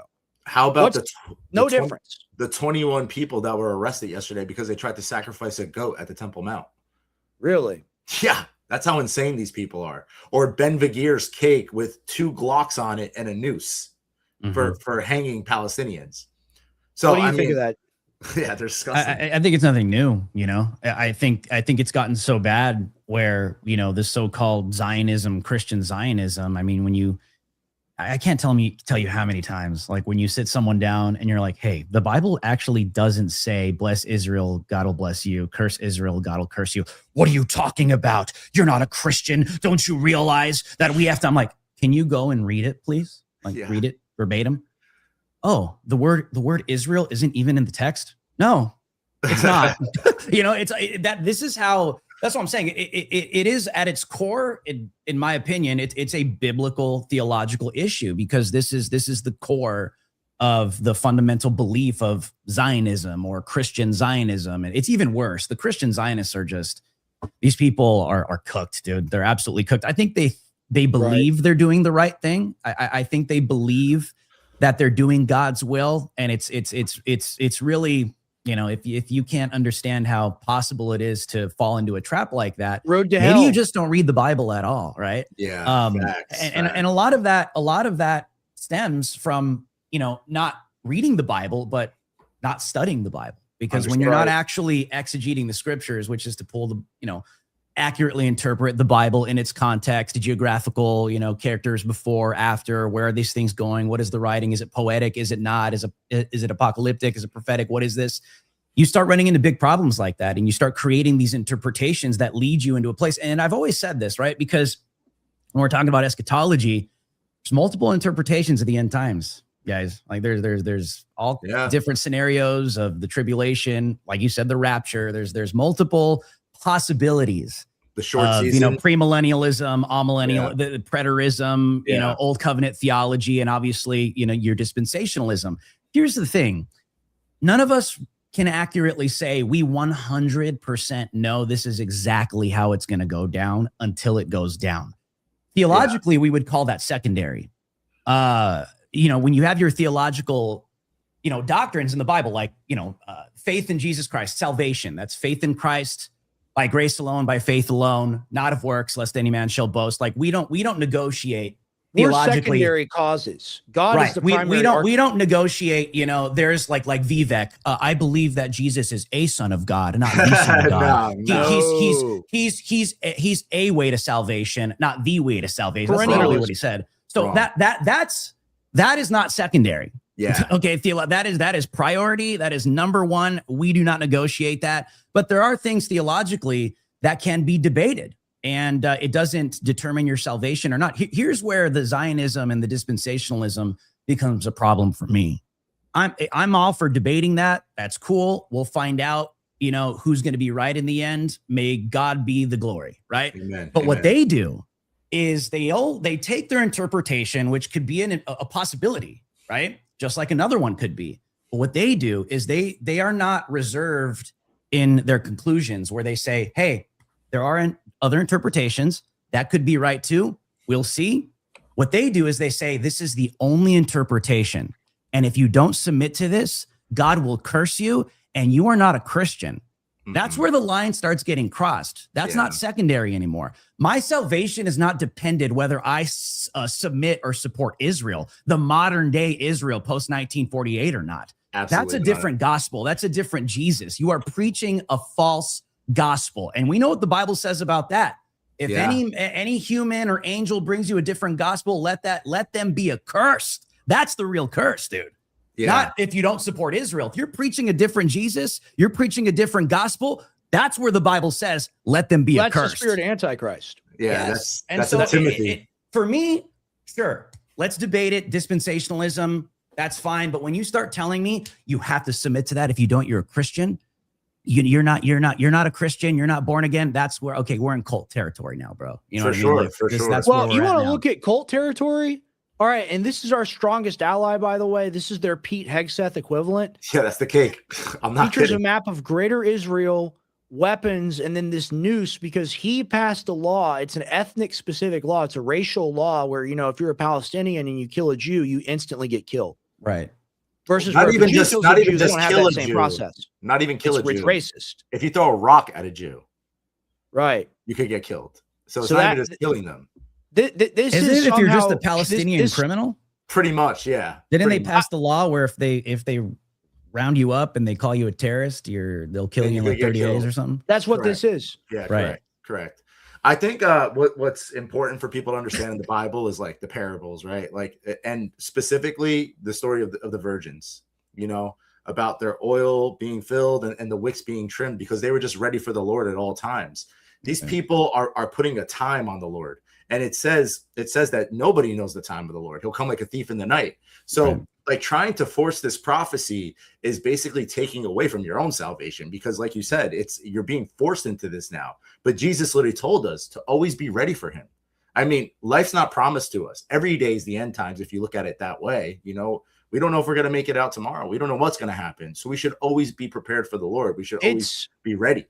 It's worse than that. They're using magic. They're using sympathetic magic to achieve their goals through self-fulfilling prophecy. That's the real problem with all this stuff, is that they're trying to mess with the fabric of the world and like, you have meddled with the forces of nature. Like, do you understand? I forget where that quote comes from. Like, that's what's going on here. And whenever you do that, it only has intensely negative reaction, because whatever material benefit, whatever gold or power resource you're able to claw away, it's on the backs of dead bodies, because that's how magic is done. That's what all this is. And what it is evil is a broken system, right? Like, that's what the devil is too. So by saying, if we perpetuate more war, more death, more chaos, that's actually Christian, because, hey, it's going to make the world where Jesus comes back. When in fact, no, that's how you summon Satan, right? Well, remember, Jesus laid out the Great Commission pretty simply, and none of it had anything to do with rebuilding a modern state of Israel. None of it had none of that. It was actually the church making disciples of all nations, baptizing them in the name of the Father, the Son, the Holy Spirit, etc. Right? None of that had to do with rebuilding some Jewish super state. None of it. Absolutely none of it. So I always tell people, anything that takes you off of that Great Commission, you've got a problem. Yeah. And the modern church in America right now, their Great Commission is Israel, Israel, Israel, Israel, Israel, sending money, sending support, sending whatever they can, no matter what, excommunicating anybody that disagrees, calling to deplatform, debank. They are not interested in preaching the gospel to the modern state of Israel. Whenever you get around someone like that, like, when was the last time you went down to Israel and you're preaching the gospel in front of the Western Wall, the Wailing Wall? When was the last time you went? When was the last time you took your little Bible trip and you went down there and you're proselytizing, which is illegal? When was the last time you went down there and you were preaching Jesus to God's so-called chosen people? Oh, you're not. And by the way, like, the whole Genesis 12, it's actually like a prosperity gospel thing. A lot of Reformed guys should really start leaning into that. A lot of these guys that are really big on exposing the prosperity gospel, which is a great thing, but that's a form of it too. I've been around these mega churches, the Calvary chapels, these Zionist people, and everything about their mindset is, the more money we give to Israel, the more we will be blessed by God, because we're doing God's will. It's psycho. I'm from Texas. I've seen the mega churches for myself, and it is insane. It is insane. It is insane stuff, people. And it's a thing where they go, and you're gonna get favor. You're going to get favor because you understand God has a blessing in store for you. And if you give enough money, if you tithe enough, if you prove that you're a good enough servant of the Lord, which is really a servant of the guy that's grifting off of you, the wolf in sheep's clothing, then you'll be given this great reward. We're all given the great reward already by having a relationship with Jesus Christ. Amen. And God is going to take care of us however God chooses and sees fit. You don't get to dictate that. There isn't a person that's like, oh, I have a special relationship with God, and I'm going to take these things from the world and give them to you. That's the devil. Yeah. Right. Look who's controlling Trump's faith. Paula White. That lady's a psycho. Like, how can you see any fruits in her at all? She's a complete psycho. She's a complete heresy. Dude, what do you think of that? With Minister of Faith or whatever her name is? What do you think? I got so many invitations to go to those meetings at the White House, and I'm just like, nah, I can't. Nah, dude, she's a psycho. She's a heretic. She's a false teacher. She's a wolf, and that's who surrounds Trump, dude. You have these psycho false prophets. You've got these psycho Zionists, self-proclaimed Jews. I don't even know who's actually a Jew, to be honest with you. I have no idea who is, and it's not my responsibility to know according to the Bible. It's crazy how these people get into that, like, oh, you're actually Jewish. Well, you're God's chosen person, so let me worship you. It's like, dude, the New Testament, Paul made himself very clear to Timothy, don't get involved in disputes about endless genealogies. That's not my responsibility. Neither Jew nor Gentile. Exactly. You know what I mean? Either Jew nor Gentile. I'm supposed to just preach the gospel. And then somehow that makes you automatically like Muslim. You know, it's like, well, you're just like pro Sharia law. I'm like, no, I'm actually neither. You know, I'm a born again Christian, and I oppose both because they're both, you know, threats to the cross. They literally are. So I hate when people try to put me in like in a box. Like, the only box I want to be in is the box that Christ puts me in his identity. And so, you know, it's just, but this is where these people are failing. They think that's an argument. right? It's like, oh, you speak out against Zionism. You speak out against these people that say you can't say the Jews killed Jesus. That's literally reading the Bible verbatim, just verbatim. You know what I mean? I'm like, okay, so that means you're a Muslim, Drew.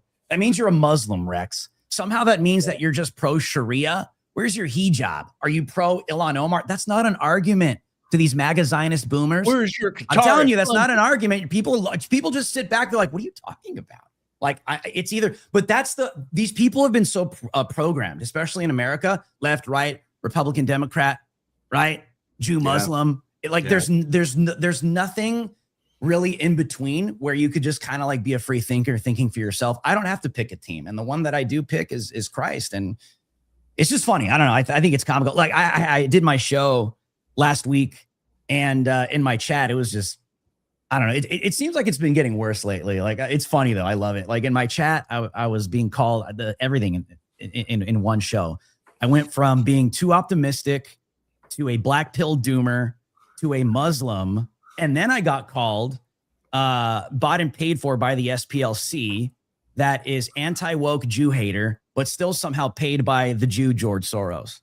Insane. It was crazy. It was wild, dude. Like I'm like I love that stuff because like I live for that, you know. Yeah. But I'm just like I think it's indicative. I think it's pointing to these people are losing. Like they don't know what to say anymore. Because I'm just like, pick something. Just pick one thing and go with it, okay? Because when you start throwing everything, people start to realize, okay, that doesn't make any sense. Well, you know what I mean? Like, you're touching on something that I think is hugely positive, right? Which is like, it's always darkest before the dawn. And it's so crazy right now. It's so depressing right now to see people still doing the pageantry and stuff. Things have become really unaffordable and unacceptable for the American people. And once the spell, whether literal or metaphorical, of Trump leaves, once we get rid of this, 3-term period, basically 12+ year period of having one guy that dominates the news cycle, and that's all anybody talks about, when he resigns, retires, old age, whatever, when he's out of it, these people aren't going to know what to do because they already don't, Rex. They already don't know what to do. Yeah. That's why they're all coping. They're all coping, dude. They're all coping. They're like, oh, my views are down and I'm probably going to retire in 2 years. And I'm hearing it all over. I'm like, dude, there's going to be that. But if you're not someone that truly does have their own mind, you're not going to attract other people that have their own thoughts and their own mind as well. And that, translates into support, and you're going to be around for a while. But if you were just a Trump cheerleader for the past 10 years, that's your identity. That's your business model. That's wrapping up in about 2.5 years. Like, you're going to see a lot of people, and you're already starting to see it. People start to rip the mask off, Rex. Oh, actually, I'm a liberal, and I actually, what was it, Ashley St. Clair? Now she's all pro-trans and whatever, you know what I mean? Like, I'm like, oh, well, of course. Like, are you really surprised by that? Like, all these people start ripping the mask off once the Trump era starts to come to a close, because it was never about principle, Rex. And, I want to encourage you, because I've seen some clips with you getting frustrated with retards that come on your show. And, I don't want you to ever feel like you're too righteously angry, or you care too much, or, maybe I shouldn't have, responded that way. No, you should, because I think we've already gone through the era where, the never Trumpers and Con Inc. from the very beginning, where everyone needs to be, you just need to relax a little bit, just trust the plan and everything's going to be okay. Like, I think the reason why we are where we are is because we don't have people that care. They don't. Well, they only care about themselves. They don't care about the country. They don't care about families in America. They don't care about the outcomes. They don't care about the negative catastrophes that happen off of these foreign wars. Like, no, we have come to a place where people are so locked into this, like, this zombie NPC mentality where it's like, well, this is just the way it is, Rex. I've been around long enough, and this is just the way it is. Well, that's why nothing ever changes, because retards like you get mad at people like me that actually care and want to do something about it. I mean, this is cringe for me to say, but I'll say it anyway. Like, I was in the Q stuff and I trusted the plan and all that. And there's still a lot of people that believe that stuff, man. Right. They believe that he's some superhero that's taking out the deep state, and all this stuff with Israel is just to expose them, and everybody that he's around is to put in a spotlight, and he's going to do a rug pull on everybody. And we're just going further. He did the rug pull. He did the rug pull. To us. Yeah. And we're just going further into this Bolshevik revolution that has these Jewish technocrats that want to build a police surveillance system in our country. They want to have drones. They want to have AI. And Trump is feeding that beast. He's creating this beast system. You know, maybe it's not the beast system in the end times, but it's the beast system of, if we're goyim, if we're cattle, how do they control their cattle, right? They have to watch over us. They have to tag us. They have to make sure that we're being good. And if not, then I don't know when it will happen, but there's going to be some form of a social credit system that comes in if you go against Zionism, if you against Jews and this whole entire Christian Zionist movement, then they'll shut you off.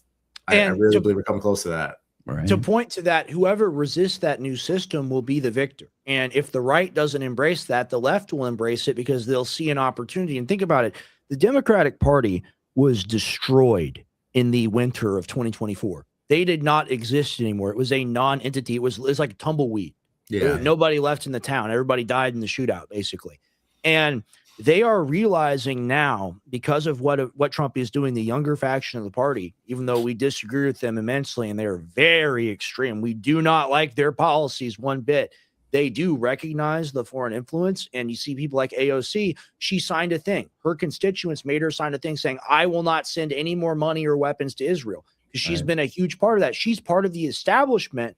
And even her, she's having to sign on to things like that because the constituency going forward, especially in 2028 and 2032 and beyond. I mean, the last boomer turns 90 in 2052. Think about that.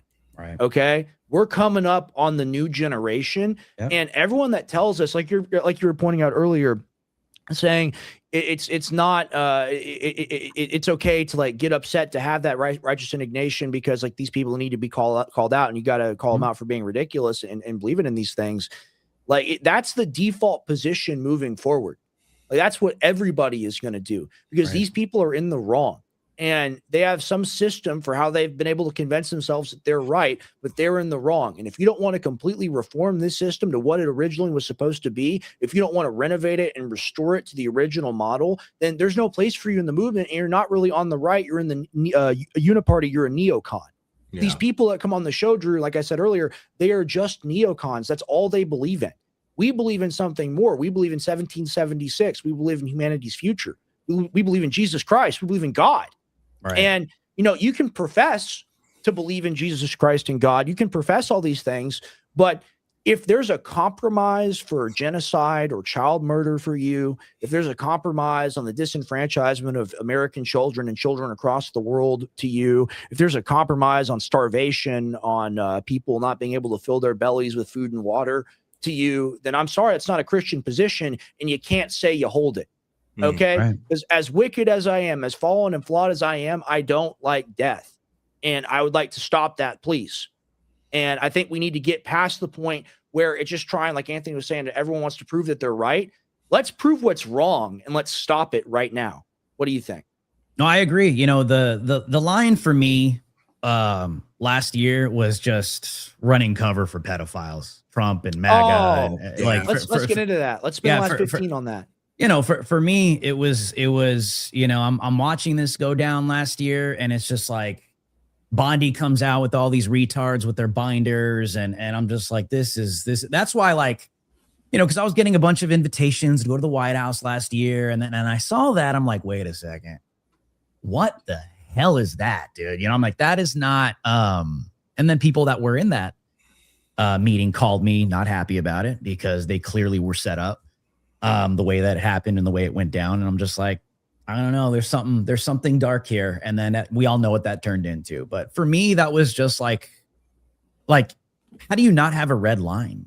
You know, like, are we really going to be led into a place where, you know, now we're turning a blind eye to open pedophilia just because Jeffrey Epstein is a Jew, right? Like, are we really going to turn a blind eye And by the way, they tried gaslighting everybody. Oh, it's just a woke right, anti-Semitic, Jew-hating conspiracy. He wasn't an Israeli intel agent. He wasn't working with Israeli operatives or politicians. And then even the little Epstein files that we did get, thankfully we were able to see some of that, but they didn't give us the full extent.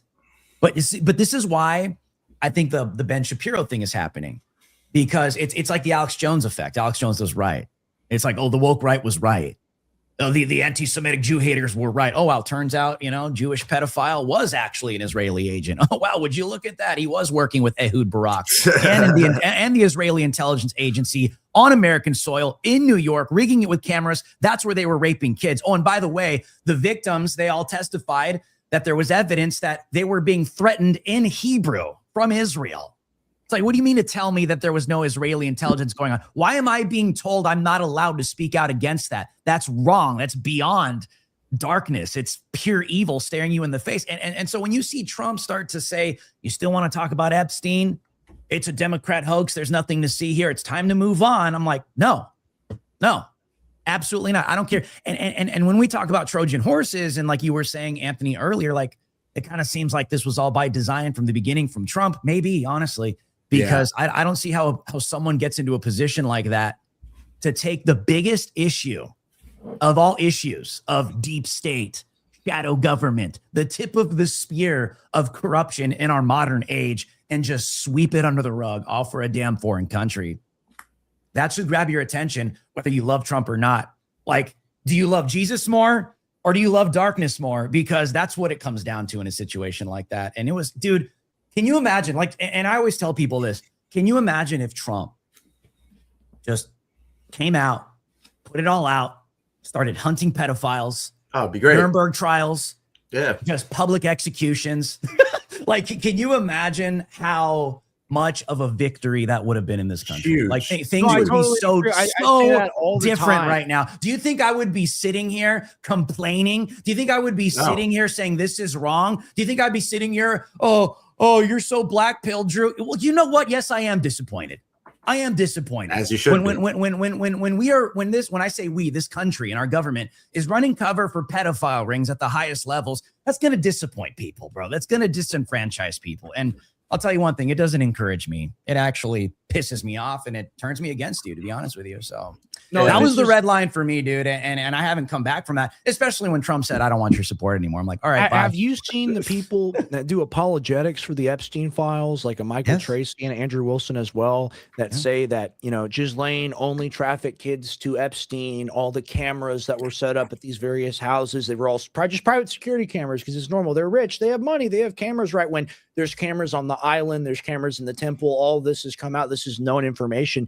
There are people that deny the files. They say, there's no evidence. There's no names, when everything's blacked out in front of your face. It's like holding a big tarp over something and saying, see, nothing's here. Nothing's here. And what do you think of this argument? I think it's cope. I think it's people that have been proven wrong, because it's such an obvious open reality. You mean to tell me Ehud Barak went to Jeffrey Epstein's New York mansion and the Israeli intelligence agency rigged that place with cameras? It wasn't just Epstein and Ghislaine Maxwell, bro. It was Israeli intelligence with Ehud Barak. Both of them and his wife, by the way. Yeah, and that's where all the kids were being raped and they were being molested. You had multiple politicians and famous people going in and out. I mean, I just can't bring myself to believe that only Jeffrey Epstein and Ghislaine Maxwell were the only ones raping kids. Oh, and by the way, even some of the recent Prince Andrew is just, with all of, we just got the photo of him, over the girl where Epstein's got his on all fours. Dude, Epstein has his feet on the American flag. Okay, literally on this American flag that's draped over this table, as Prince Andrew is like leering over this girl, like he's about to like literally devour her. It's demonic. It's evil. When Todd Blanche went and interviewed Ghislaine Maxwell in prison, this was last year. Yeah. He's interviewing her. He's going over Trump and these different individuals. Did you ever see them? Did you ever see them? And they get to Prince Andrew. Do you know what her explanation was as to why she was vindicating Prince Andrew from any wrongdoing? He was such a gentleman. He wore a tie. He could never do anything like that. Yeah. Such a gentleman. He wore a tie. I could never imagine him doing anything like that. It's like, you believe that? Like you actually believe that? And then we've had other dignitaries and politicians and high profile individuals in the UK, in Europe. They've actually have been put under investigation. And what stuck out to me the most about those specific instances was some of these people have been put under investigation for the purpose of like top secret, classified with Prince Andrew, trade secrets for the royal family that he leaked to Jeffrey Epstein and several others. Like, what about the pedophiles? Like, what is that? You know what I mean? Like how does that happen? How does someone like Jeffrey Epstein come into a situation where a member of the royal family is giving you trade secrets? My conclusion, this is just my opinion, I think you're blackmailed. I think they've got I think someone like Jeffrey Epstein has something on you where you're a member of the royal family and you're leaking some of the most high profile, valuable trade secrets of like modern human history. I don't think that just happens, bro. So, well, I mean, I think these people are just coping. Hold on. This is really racist and anti-Semitic. We know that Epstein never trafficked anybody. That's what Kash Patel says. I believe the FBI director. I think he knows what's best. So we're gonna put a bookend on that, even though we have, like, I forget, it's Project Veritas or some other outfit, the footage of Pam Bondi talking about thousands of videos and it's so horrible, it's so terrifying, can't even imagine. And then I have the file on my desk, and then boop, and then Bongino, who literally, our former coworker, Dan Bongino, Infowars host of the Fourth Hour as well, on certain points, and frequent Infowars guest, he goes up there and he literally does this. He goes, I've seen the file. He killed himself. Yeah. Like, it's not normal, like, at all. Like, you see him like snap into character. He's still alive. I think he's still alive. He is still alive. Okay. He's still alive. He has to be still alive. Dude. What's important for people to understand is Epstein was just... How could he not be? Was a part of a system. Israel is literally pedophile island, dude. Like, that's the ultimate Epstein island is Israel. He's like, you could be a self-proclaimed Jewish pedophile, flee to Israel and be safe. Epstein is just a part, though. Like, this happened way before Epstein. And if you guys never read this book, I suggest you go read both parts. One Nation Under Blackmail. Understand who Roy Cohn is. Understand who the Brofmans are. Understand who Louis Rosenthal is. Understand who Meyer Lansky is. Because our entire infrastructure that's been built in our country, from our intelligence agencies to basically our presidents, have all been under this club. Roy Cohn literally groomed Donald Trump. He was his lawyer, his fixer. He said his mentor. And I don't know if you know this, but Roy Cohn was having actual sexual blackmail parties with 12-year-olds in the Plaza Hotel in the Blue Suite. Donald Trump bought that hotel. Adnan Khashoggi, who was a gun runner, he was also a blackmailer. He had a boat that had a bunch of surveillance on it. Donald Trump bought his boat. Donald Trump was hosting teenage pageantry with Jean-Luc Brunel. So to say that Donald Trump has no connections to this blackmail ring is a complete lie. And it's been going on all the way back to like William Dools and the original FBI, the original OSS. So this is not anything new. It's just new players in the game. Like, Epstein came in during the Bear Stearns stuff. You know who he was doing insider trading with? Seagram's. Okay. Seagram's was the one that was running the entire bootlegging alcohol in our country with Meyer Lansky. You know who robbed Meyer Lansky? Jack Kennedy. This is why JFK had a hit on him from the beginning, because he actually, his father robbed him. Wait, hold on. I'm sorry. And these guys ain't gonna tell you they're sorry they fooled you. How many times have we said we're so upset that we supported Trump? I hate that I'm disgusted that I voted for the guy. Like, you're trying to make some like moral point here, like we're still on a sports team. Like, we're doing this because we're America. Like, this has to stop. This isn't about your narrative, bro. I'm sorry. I just want to throw that up there. We're all sorry that we voted for Trump. I think that's the truth. Yeah. Right. Yeah, for sure. But I just want to say, but with this whole entire thing, like, so the Brofmans were the ones that were bankrolling Epstein to begin with. Now, if you look at Nexium, who was bankrolling Keith Raniere? Do you know? Right. Sarah and Jane Brofman, the son of Edgar Brofman. So, I'm sorry, the daughters of Edgar Brofman. So this whole entire thing, and it's Jewish at its core. You know, you could say whatever you want. Ronald Lauder is another one. Ronald Lauder, who was in Trump's original cabinet. Now his son-in-law is going to be the head of the Fed.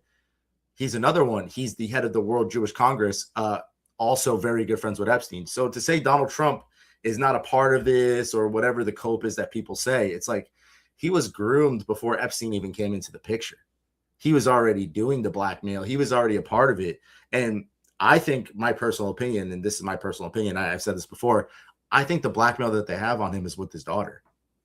I think that they forced him to do sick things with Ivanka. And that's why he's doing what he's doing. Pure now. speculation. I'm just saying, theory, there's weird. That's the theory. There's weird things. I mean, you could just look at the relationship. He said he'd date her. Howard Stern called her a nice piece of ass. He agreed. There was a famous video of him on The View where they're asked, "Oh, what do you and your father have in common?" He's like, "Oh, I would say sex." Weird pictures of them. There's a famous picture of Ivanka sitting on his lap, and they're sitting on a statue of two parrots having sex. Like, these people are sick. I mean, at the highest level, they're sick. I don't know if you heard in the Epstein files about the calendar parties. Did you know about that one? No. So the calendar parties, Epstein, Maxwell, and Trump were hosting parties at Mar-a-Lago with young girls, and Trump was actually fingering the girls to make sure that they were tight enough to be traded off. So there's a lot of damning stuff that they pulled out immediately. So when they first released the files, there was like 3,000 files with Trump in there. Right. And then that's when they started to pull like all the files away, and Bondi like had the crash out and all that stuff happened. But there's so much proof in there that Donald Trump is part of this, you know, and anybody that says that he's not, just look at the history. That's what I say. Well, and look at the choice that we're given. We're given a complete non-entity Indian woman who pretends she's black in Kamala Harris. And then you're given this like controlled by Jewish pedophiles, billionaire guy. And here's the thing. Like, we were not properly educated on all of these things. We did not consider them. We were willing to overlook things that we'll never be willing to overlook ever again. And that is the message of Trump. And the reason for supporting Trump originally was that he embodied the zeitgeist of what the independent America First movement was actually supposed to be. But that changed and morphed over time, really at the point where I'd say, 2017, 2018, that was already over. And that's what I witnessed in 2020 when I went to this GOP event with Owen Schroyer. And I saw the way they're willing to treat anybody that wasn't a part of their cult. And I saw, 50-year-old women twerking in the street to MAGA salsa and MAGA rap music. And that's the same kind of dying spirit that we're seeing today. And you got this big resurgence because in 2024, coming off 4 years of the Biden administration, Joe Biden, complete non-entity, complete goober brain moron who was going to take us to World War III in Ukraine. And, that process is still ongoing, by the way. That war hasn't stopped. Trump promised to end it on day one. But people were so excited, so willing to be like, just anything other than Biden. Please come in, Trump. Please come and save us. I think that was my mindset. And the person in the chat, Peanut Gallery, shout out to you, saying you only care about the Iran war. The whole reason I came back into media was to trash Trump because of the Ukraine conflict. Now, I'm sure you support the Ukrainians and you think that they're amazing and they're the rebel alliance fighting the evil empire. Not to mention that's a CIA organization, neo-Nazi thing we set up with this Banderas and with the Azov battalion and all of it. Maidan coup, Victoria Nuland, John McCain, watching the city burn, watching the pro-Russian candidate get kicked off and replaced with their bot stooge. I'm sure that's something you support, but that's actually why I came back into media, to call Trump out based off of that. So my policy, I'm the guy that I feel like, just like many voters at home, like a low propensity voter at home that sees Trump on TV, whether it's a statement, an ad, or on the news, say, no new wars, no more wars in the Middle East. I'm going to be the peace president. I know everybody. I'll make deals with everybody. It is what it is. And you cannot say that he started a new war in his first term. He almost did with Syria with the missiles. And that's my dad had the famous fuck Trump thing. And we can go way back in history and pull that up. Like that's true, right? We've always been anti-war very consistently, right? But Trump broke the cardinal rule when he took us to war. And when Andrew Wilson came on this show, I asked him the question. I was like, okay, well, we're both in speech and media, and we both have like detailed opinions on all these things. And we can provide our own justification for whatever and make up whatever kind of compromise. But what do you tell the person that just saw a few things, just a few statements, but they believe that that was Trump's platform and they elected him based off that? Do you tell that person, well, sucks to suck. You don't matter. You're not important. Like, I trust the plan, and the plan is never getting what you voted for. What do you think of that? When they just they don't even give you scraps. They give you like a turd and they tell you to eat it. Well, I think the Epstein stuff freaked people out. I think it freaked a lot of young people out. And by the way, a lot of older people, they didn't get that. And I was trying to communicate that at the time. I'm like, it was weird. Like, it was strange. Like the cat turds and all these psycho boomer people. I'm like, whoa. Do you not hear yourselves? Like, and Trump was the front man of this, just screaming at any young person, stop it. You shouldn't care about exposing pedophiles. Stop it. Move on. This shouldn't matter. Are you still want to talk about Epstein? Like, I don't think a lot of old people realized how freaky that was, especially for younger people. Cause it's like, wait, what? So you're telling me that I have to, as a young person, I have to accept living in a world. Like, it's one thing if you're denying that it exists, but you're not even denying it exists anymore. You're just telling me I have to accept it. And a lot of young people were receiving that, and they're like, wait, so it's not a conspiracy. It is real, but I'm being told by all these psycho old people, you accept pedophile world. You accept it. That's the world you live in. You accept the pedophiles that are in full control. We're not telling you it doesn't exist. It does exist, and you have to accept it. That's like a level of evil I don't think these old people realized was like really hitting young people like in a really like sobering way. It's like, whoa, you know what I mean? Well, it's a thing, right? Where it's I forget what the term is, but it's an initiation ritual. It's a humiliation ritual, right? It's like, you're going to tolerate that your ruling class is pedophile demon worshipers. You're going to tolerate. There's an amount of that's okay. And as long as it's not enough to be overt and in front of your face everywhere and totally, and that wasn't coming from the left, came from the right. You know what I mean? That's not coming from the left. And it's like, that's not like, we know the left and all these LGBTQ, homosexual, groomer pedophiles. We get it. We know. But just because you've got another entity that you once supported is obviously revealing itself, like, we've got to address that too. Okay. So let's point this out logically. So this to break it down, they're saying because you don't support thing A, you support thing B. Right. Mm-hmm. That's bullshit.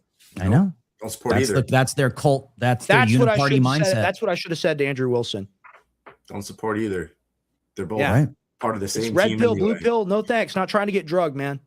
Yeah, exactly. That's the logic, and honestly, that's the logic that works. But the thing that, and listen, I tried to be as objective. I threw the MAGA hat on in like 2015 in Southern California, and I was kind of interested in Ted Cruz at the time. I was just kind of like shopping, and taking a look at Hillary, taking a look at Trump. I was listening to everything. I was listening to CNN. I still do that. I still listen to everything these days. Everything. I listen to everything, everyone. I don't care. I want to hear what everyone's saying, so I know what's going on, and then I form my opinion because I think for myself. Even that, you're not even allowed to say that like within MAGA now. Oh, what? You were listening to like a clip of Hassan Piker? Well, yeah, I was listening to find out what the guy thinks so I could maybe like have my own idea to combat it and debate it. Is that okay with you? Sure. Yeah, for sure. You know what I mean? Like, it's weird. Like, I can only listen to Fox News and Donald Trump's Truth Social feed these days, and Ben Shapiro and Mark Levin. But anyway, so it's become this thing where, these people get sucked into this, left, right, Democrat, Republican mindset where it becomes so polarized where you're not allowed to truly think for yourself. But I tried to be objective. I've tried to be fair, even back when I watched Infowars get deplatformed, that was 2018, right? Yeah, 2018. When I watched that, it radicalized me because I was like doing social media. I was on Instagram, huge Owen Schroyer fan, Owen Schroyer in the streets, doing the man on the street. Sure. Obviously, Infowars back in the day. Alex Jones. I think I first saw Alex when I was in like the 6th grade or something like that. 7th grade. Wow. Yeah, bro. It was like the early days of like E-bombs world and the internet. Yes. But anyways, I've tried for the past 10 years, like back in like when I was doing Instagram lives, really inspired. I'm like, okay, I got to come out. I got something to say. I'm going to say something. I start building on social media. I remember I was doing big Instagram lives, and I remember, dude, it was just in me. I'm like, they're going to steal the election. Trump is not going to be the president in 2020. I'm like, the writing is on the wall. It's everywhere. I see it everywhere with the impeachments. It's going in that direction. And I remember I'd do live streams and I'd say, MAGA, he's not doing enough. Trump's not doing enough to secure the election. He's not going to be president. They're going to take it. They're going to take it. And it was the same as like right now. You're not truly MAGA, Drew. You're a turncoat. You're a traitor. You don't have faith in God. It's like crazy. And then like 2020 goes down. I remember I was in DC. I was covering the riots in 2020. I was in DC. I remember that night. Boom. Stolen election. And I'm just like, wow. So I say that all to say is like, I've tried to be as objective as I can with someone that I support. When there's something I really don't like, I will come out and say it, whether I support you or not, especially if I know there's some kind of biblical violation going on that has to be addressed. But so for me this time around, I think the big thing, to go to your point, I know this is a big way to, address your point of question. I think the big one is going to be for the normies. I think the big one is going to be the economy, bro. I don't think there's going to be, I don't think there's going to be any coming back from that. Yeah, because for me, I covered the entire 2024 campaign every single day. And Trump was saying repeatedly, give me 6 months to a year to turn the economy around. So I tried to be objective. I tried to be fair. And I was waiting till about February of this year. You know what I mean? Okay, let's give the orange man some time, you know what I mean, to see if he could at least turn the economy around for people. If there's anything Trump can do, he could maybe do that, right? We've seen him do it, but then he fell for Operation Warp Speed and COVID and all that crap at Fauci. And it, nuked and tanked that. And so what did we get? We get a damn war with Iran, bro. So what's going to happen is not only I don't think we're going to get the economic turnaround, that's going to hit normies even harder. But now they know why we're not going to get the economic turnaround. They now know why, and it's because of this damn war. And they can't blame Biden. You can't blame Kamala. You can't blame Democrats. You can only blame this current administration for being a slave to Israel. I totally agree. I'm right there with you. If this doesn't turn around, we all know what economists are saying. If Trump doesn't wrap this thing up, we're really going to start to feel it. Well, I think it's going to get worse. That's a whole nother factor. I don't know how much longer you can stay on. I want you to plug and promote yourself as well. Really appreciate having you on. Looking forward to doing more broadcasts with you. Yeah, great conversation. The arrogance of these people to say that it's going to be over soon or that it's already concluded. They've been saying that since day one. Right. Both the Quartering and Andrew both had this same exact narrative to me. Like, oh, it's only 7 weeks. It's only 8 weeks. Well, we're going to wake up and it's going to be 3 months later and we're still going to be there. So what amount of it is acceptable to you? Well, dude, there are people out here that don't have 7 weeks. Okay? I know. But there are people out here that don't even have 7 days, bro. That are getting bills in the mail. Yeah. They're getting medical bills. Okay, some people cannot pay rent. And notice it's always people out here that are pretty financially well off that are talking like that, aren't they? They never really think about the little guy like me or you. They never think about people out here that are living their lives daily. No. It's all everybody else is going to be fine. It's just 7 weeks. That's all you got to wait for. What if someone is literally about to be evicted in 7 days? And now this has just made things worse. What do you tell to a voter like that? Sorry, panicking. F off.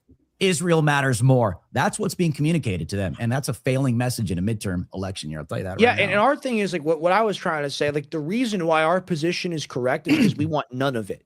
There's an amount of it, just like the pedophilia, just with the murder. It's the same principle. There's an amount of it that they think in their mind is okay. And we're going to tolerate none of it. And that's why moving forward, we're going to have a future and they're not going to have a future in this, is people are going to realize, hey, you proclaim to have a moral or a value system, but you have no morals or values. Right. Yeah. There's a lot of people that are still under an illusion, though, that this is important because Iran would nuke us. Like, there's people that actually believe that stuff. Dude. They're like, we have to go to war because it's 47 years of terrorism. They'll send ICBMs over here. It's like, you guys are fucking nuts, man. Excuse my language, but that's just not the case at all. They don't think for themselves. They don't. After what happened, it was funny because last year when the war started, you had all of MAGA. It went from like, oh no, we're not going to go to war. Remember all the rumors started circulating, and then out of nowhere it was a sneak attack.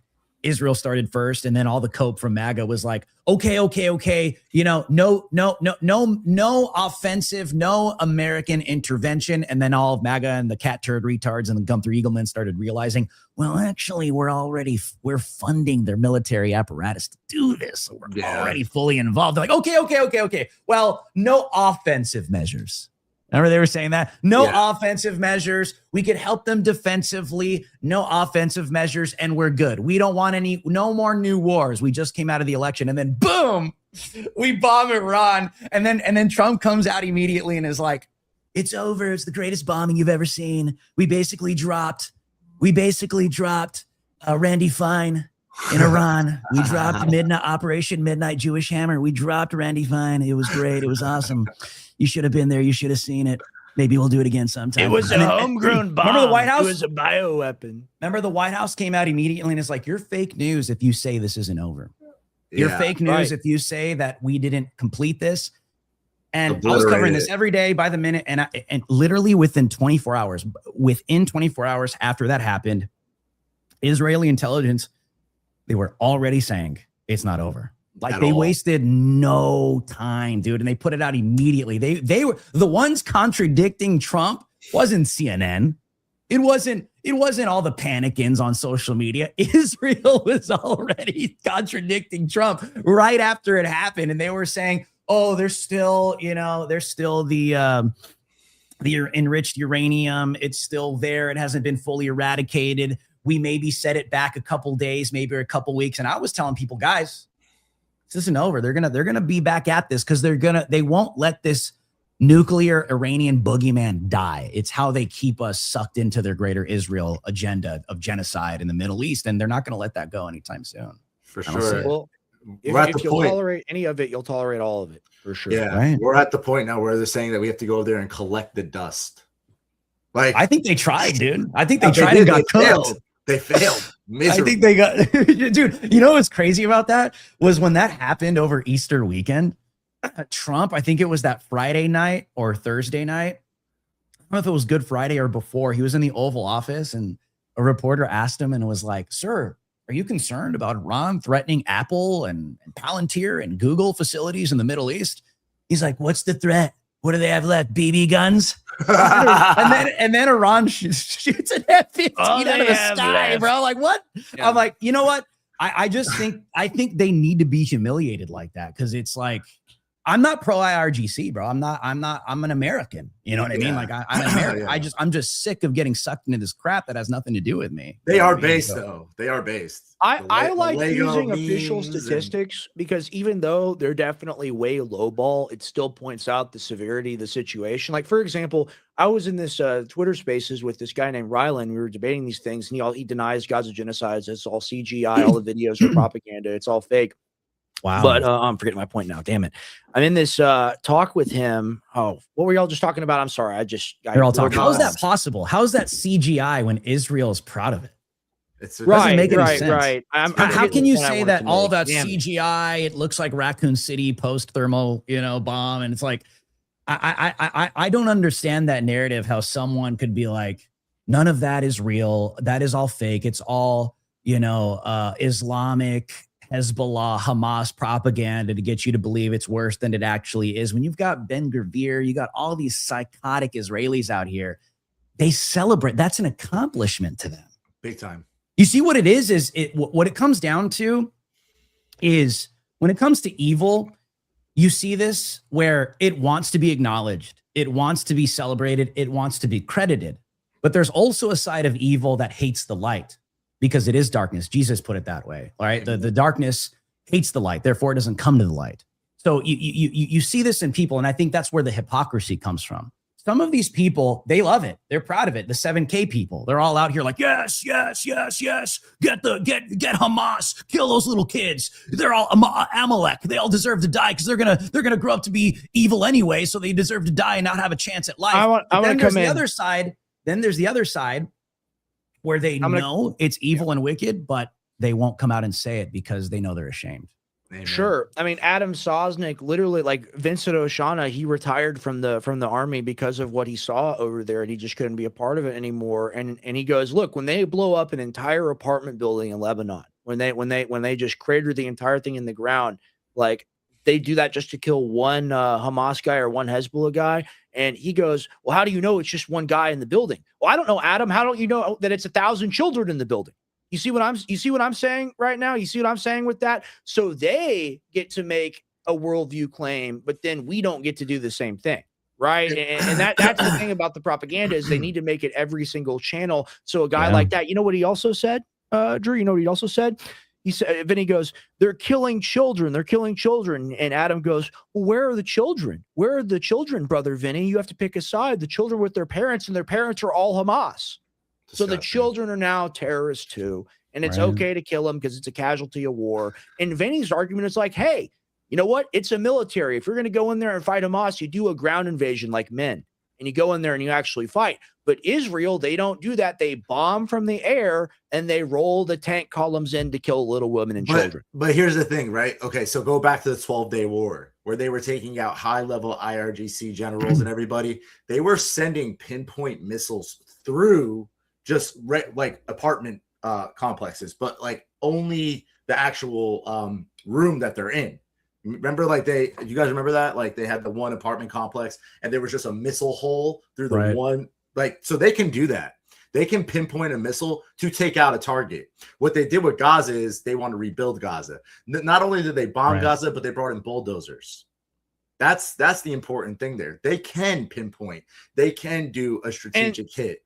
And that's where we get this whole policy now of being able to commit war crimes, is we've learned it from our buddy. You know, it's our buddy over there smoking cigarettes. We're like, can I have a cigarette, please?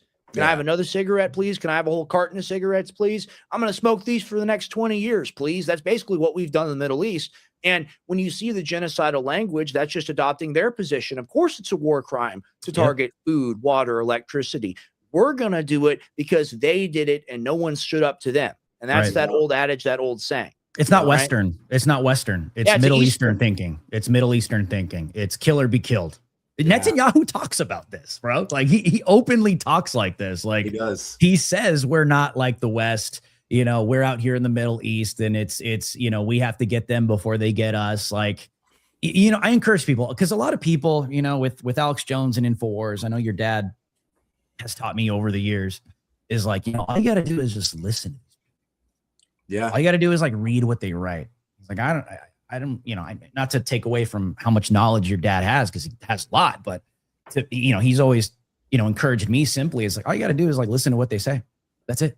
You know, and, you know, the right wing has come around. I remember a time where anyone talking about Soros is a conspiracy theorist. These are like basic things to us, but a lot of people, a lot of conservatives, it took them a while to realize these things are real, right?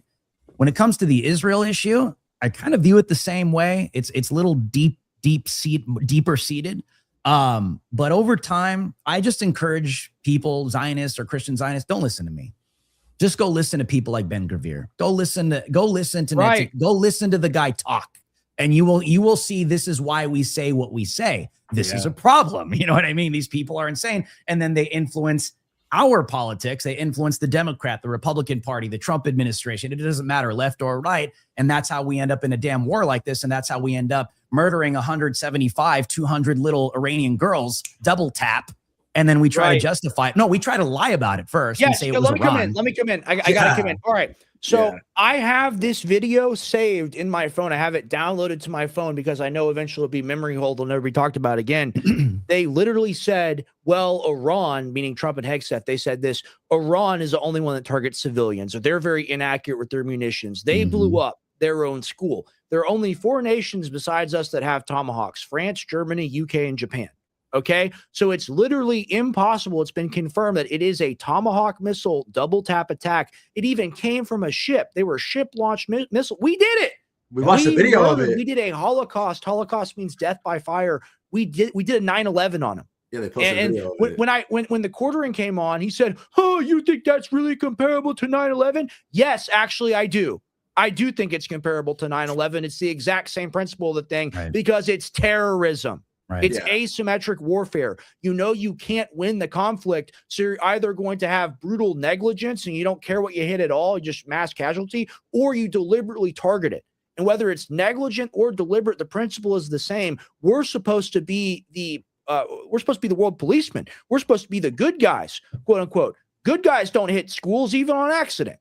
Right. Well, it wasn't an accident. It wasn't an accident because you find out that like all the generals of it's the a steel man. It's a steel man because I have to say it or else they'll go. Right. Even if it was, it's still damn evil. But go ahead. I don't think it was an accident at all. No. I mean, you find out that like all the daughters of like the highest level of IRGC's generals all went to that school, so it was intentional. Right, and that's like the mob. That's like mafia. That's like Narcos. Right. It's literally what it is. That he operates like a mob boss.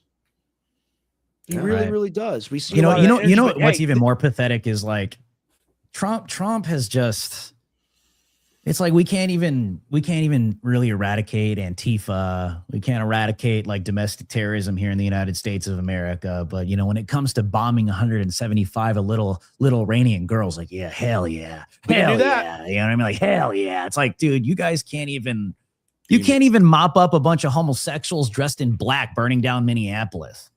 But, the tough guys in the U.S. military, and shout out to those in the U.S. military. I got family, okay, that aren't okay with this kind of stuff. So it's not all of them. Yeah. But at the same time, it's like the only explanation could be is some kind of like bloodlust genocidal mindset, right? Because how could you not be interested in tackling domestic terrorism, like real domestic terrorism in the United States? But you know what? We could double tap 175 little Iranian girls to send a message to the IRGC. I don't believe for 1 second it was a mistake. Listen, you can't make the argument, we're the greatest military on the face of planet Earth. We can see an ant from a satellite in space. No. I gotta come in. They're like, we were able to find the pilot based off his heartbeat frequency, and we can detect his heartbeat from orbit. But we can't not we have an accident. We blow up the school. No. It's deliberate. Totally agree. Yeah. And that's the big danger that this administration has found itself in and a lot of people in MAGA, I always tell them, I'm like, guys, it's okay to admit when you're wrong. It's okay to admit something is egregious. It's okay to admit this was a mistake, because once you start really, really, the Bible talks about searing your conscience, right? Hypocrisies and lies. Once you start getting into that realm where you become numb and your moral compass is shot, you're going to do anything. You're capable of anything. And that's how you get Trump posting himself as Jesus with a demon in the sky behind him, anointing him to perform healings. And then people like Franklin Graham are like, I don't think he thought he was Jesus when he posted that. It's like, I don't think he actually believed that. I don't think that at all. He thought he was a doctor. Really? No, the reason why we're getting that is because it's become a cult, because we're not allowed to hold anybody accountable. And you're going to get more of that. You're going to get blasphemy is what you're going to get. You get full blasphemy. I mean, Romans 1 details this pretty clearly, right? I think that's kind of where we are. Yeah. Wow. Well, you got Pete Hegseth. You got all these guys that think they're macho wacho and they're quoting Pulp Fiction. Yeah. It's crazy, dude. It's like, what was crazy about Pete doing that was he not only quoted Pulp Fiction, but he made like this own modified version of like taking Ezekiel and then making like some militarized version. The pilot. Right.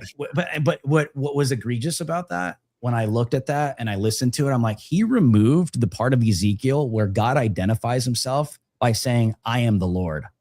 Thus I am the Lord. He removed that part and then inserted some like military jargon, which, wow, I didn't know that. Yeah, bro. I'm like, okay. You know what I mean? Like this is blasphemous. The Bible's big on adding to God's word, taking away from God's word. You don't do that, bro. Well, it's literally that's taking God out of it. But God out of it. Yeah, indeed. I think it's been a very powerful broadcast, Drew. Really appreciate having you on. Want to have you on Gray Area, of course. You're always welcome to come on morning show as well whenever you want to. I am so tired from travel, so please forgive me a little bit. I'm like punch drunk over here. But where can people find you? So this is your X page right here, Drew H Live. Highly recommend you go over there. What do you have going on right now, man?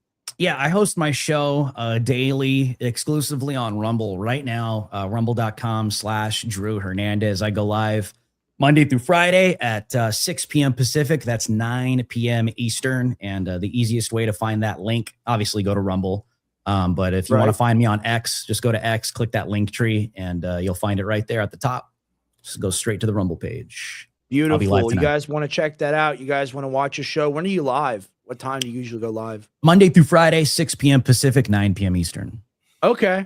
All right. So here's the thing. We got a plug to keep the show running. And like, here's the thing. I'm a supplement manufacturer, white labeler, shipper as well. I want to channel some of the old energy that we used to have. You've seen people give their testimonials on these products. The Info Warriors truly do love them, right? Right. Yeah. Like there's a reason why I sell things that work. There's a reason why I sell melatonin. Anthony has a phenomenal project, the Ungovernable Project, where he's a beef tallow guy. Tell him a little bit about that, Anthony. We'll send you some, Drew. Send me a DM and I'll send you a care package. Yeah. So we make 100% grass-fed pasture-raised suet tallow.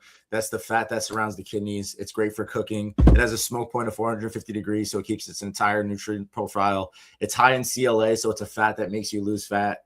It has vitamins A, D, E, and K. We make deodorant. We make skincare. All of our skincare is made with real raw ingredients, so we don't use essential oils at all. We infuse all the ingredients in there. That's our sun gazer. This is our toasted coconut non-nano zinc oxide tallow sun cream. It has about a SPF of 25. So instead of putting cancerous products on yourself and on your family, we make a natural one. We make it with minerals. We don't make it with chemicals. All of our stuff is like the top of the top. People love it. We have thousands of testimonials from it curing all kind of skin ailments and people losing weight, gaining muscle, and just having a healthier lifestyle. So if you want to check us out, go to www.theungovernableproject.com. Also, Mother's Day, we're having a 15% off sale. We'll remind you on the next couple of shows about that. So really appreciate it. Awesome. And that's the thing, just to bring that up, we're doing this completely organically, owning the entire process, being small business people. They hate us because of that.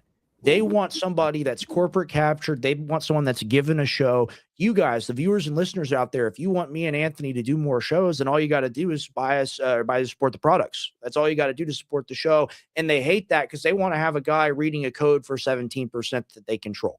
So thank you so much, Drew, for being on our live, and we hope to see you soon. Thank you, guys. God bless, brother. Thank you. God bless you. Wow. Another powerful interview broadcast in the books. We always get the best guests, whether it's Gray Area Talks or whether it's New American Journal, My American Journal Live, whether it's Conspiracy Talks. We get the people that people want to hear from because they're actual independent thinkers. We're not interested in talking to people that are on the plantation, that are on the matrix, right? We're looking for people that have woken up and have realized, hey, this situation is kind of a snafu. We want to find a way out of it. What do you think, Anthony? Totally, man. That was a very powerful interview. And I'm really happy that we really centered it around Christ, because that's the most important thing in our mission here on this earth, is to bring people home to heaven.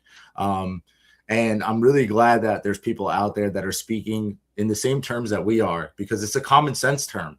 Everything that we say is completely common sense. It's backed by morality. It's backed by fact. And it really is showing that people are stuck under an illusion, a spell, an idol worship of Donald Trump, and it's the death cult that it's become, protecting pedophiles, bombing little girls, going to war for Israel. Like this is a very important show. And I'm really glad. And there's an amount of it that's okay for them. And that's what we touched on. Here's the thing, like literally, like this is what's so amazing about doing the new shows, doing Gray Area and doing American Journal.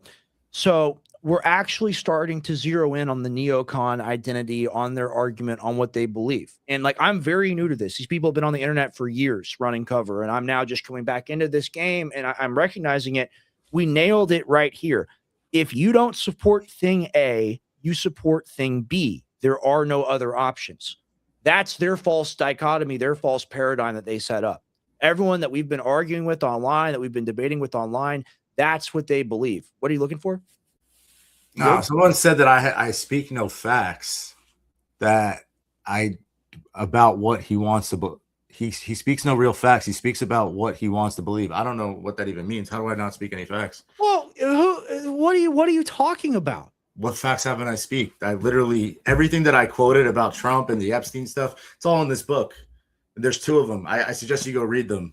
So if you're just like saying that I'm not speaking facts, Donald Trump is 1000%. He studies the Talmud. It's in the Art of the Deal. Like, yeah, he has a Kabbalah teacher. So, but getting back to the point, if you don't support thing A, you support thing B. I don't know what logical fallacy that is, but I know it is one. So we're going to dial down on that, and we're going to get that real specific so that it can't be refuted. All these people, they're compromisers. They're the ones that make a covenant with darkness, okay? Because they say, well, you know, I'm willing to root for the team and root for the quarterback as long as it's not the other guys that are going to win. And what you got to realize is both the teams are owned by the same manager. So it doesn't matter at all. Yeah. We got to move past that as a country. I think that's really beautiful. We got to plug, man. We got to plug. Because here's the thing. I made it a mission doing the American Journal in the morning to plug 3 times at the bottom of each hour. That was a really incredible piece from Drew Hernandez. Really awesome, like 90-minute, damn near 2-hour interview. Really incredible. Really appreciate his time coming on the program. But we have to plug to support ourselves. And I want to tell you guys about jonescbd.com and shroomforce.com. Anthony, you've been taking the Ultimate Drive Pack that I gave you. Tell them a little bit about this and what it's done for you. I am a huge fan of Shroomforce. The Ultimate Drive Pack, I am not even taking any pre-workout anymore. I'm just taking this. It just gives you that drive, that boost, and it also opens up your mind. The lion's mane is just making my mind just work on a level that I've never used before. But then the cordyceps are like allowing me to breathe better, giving me stronger cardio, giving me harder pumps. Like, it's a great thing for if you're in a combat sport or if you're just working out. I totally suggest going to get this. Let's dial down on that a little bit. What are these products? Like, it's snake oil. He sell powder and no, a it's not. Don't no, do it's nothing. not. Everybody no, it's not. knows about functional mushrooms. Everybody knows about greens powders, functional coffee, AG1, functional greens, all of it. These are the highest quality adaptogenic herbs and mushrooms that I could find. 4-to-1 extract, single ingredient at the milligram dose, actually proven to work for the benefits in the study. So the scam in the supplement industry is that someone will say, okay, well, I got this mushroom coffee down here, and I got the reishi, I got the turkey tail, you know, I got the cordyceps, I got the lion's mane, but I ain't going to tell you it's all 50 milligram. I ain't going to tell you the truth about how little I truly use in my product. And they get you to buy it. It's like, oh, wow, I'm taking like 10 different things. It's truly incredible. Well, if you want lion's mane to work, you got to take the dosage that I provide, which is over 500 milligrams at the bare minimum, but really over a gram for a month, which is what I offer you for under $29. If you get the Ultimate Lion's Mane, that's 600 milligram a cap, 60 count. You're not going to find a better deal damn near anywhere else. And if you do DM me, ask me a question, at me on Twitter, I'll give you a discount code. Combined with the cordyceps, which of course is for the physical enhancement, boosts oxygen carrying capacity, boosts ATP, antioxidant, nootropic. The same is much also true for nootropic and antioxidant as the lion's mane as well. Lion's mane increases brain-derived neurotropic factor, meaning it increases neuroplasticity, makes learning new things easier and more fun. This is literally the ultimate physical, mental combination performance enhancement package, boosting supplementary package, of course, dietary supplement, adaptogenic herb, functional mushroom. For $60, you get a 2-month supply. Show me anywhere else where you're getting 2 products for $60 and it's a 2-month supply. Maybe you'll show me 2 products and it's a 1-month supply, whatever. This is an insane value. This is like $30 a month to use these products. At $15 a month for each one of these products. That's Who great. gives you a better deal? Who can make it happen? I'm the only one that can make it happen for you because I own the manufacturing. I own the fulfillment in the same way that Anthony does for what he does. So we're actually able to pass those savings on to you. And I guarantee you've heard of at least one of these amazing formulated ingredients here. Ask ChatGPT, go to PubMed, pick up a traditional Chinese medicine textbook from your library, and read actually about what these things do and why you probably should consider taking. I want to take the ashwagandha. When should I take that? At night? Yeah, morning or night. So ashwagandha is super interesting, right? Let's talk about that for a little bit.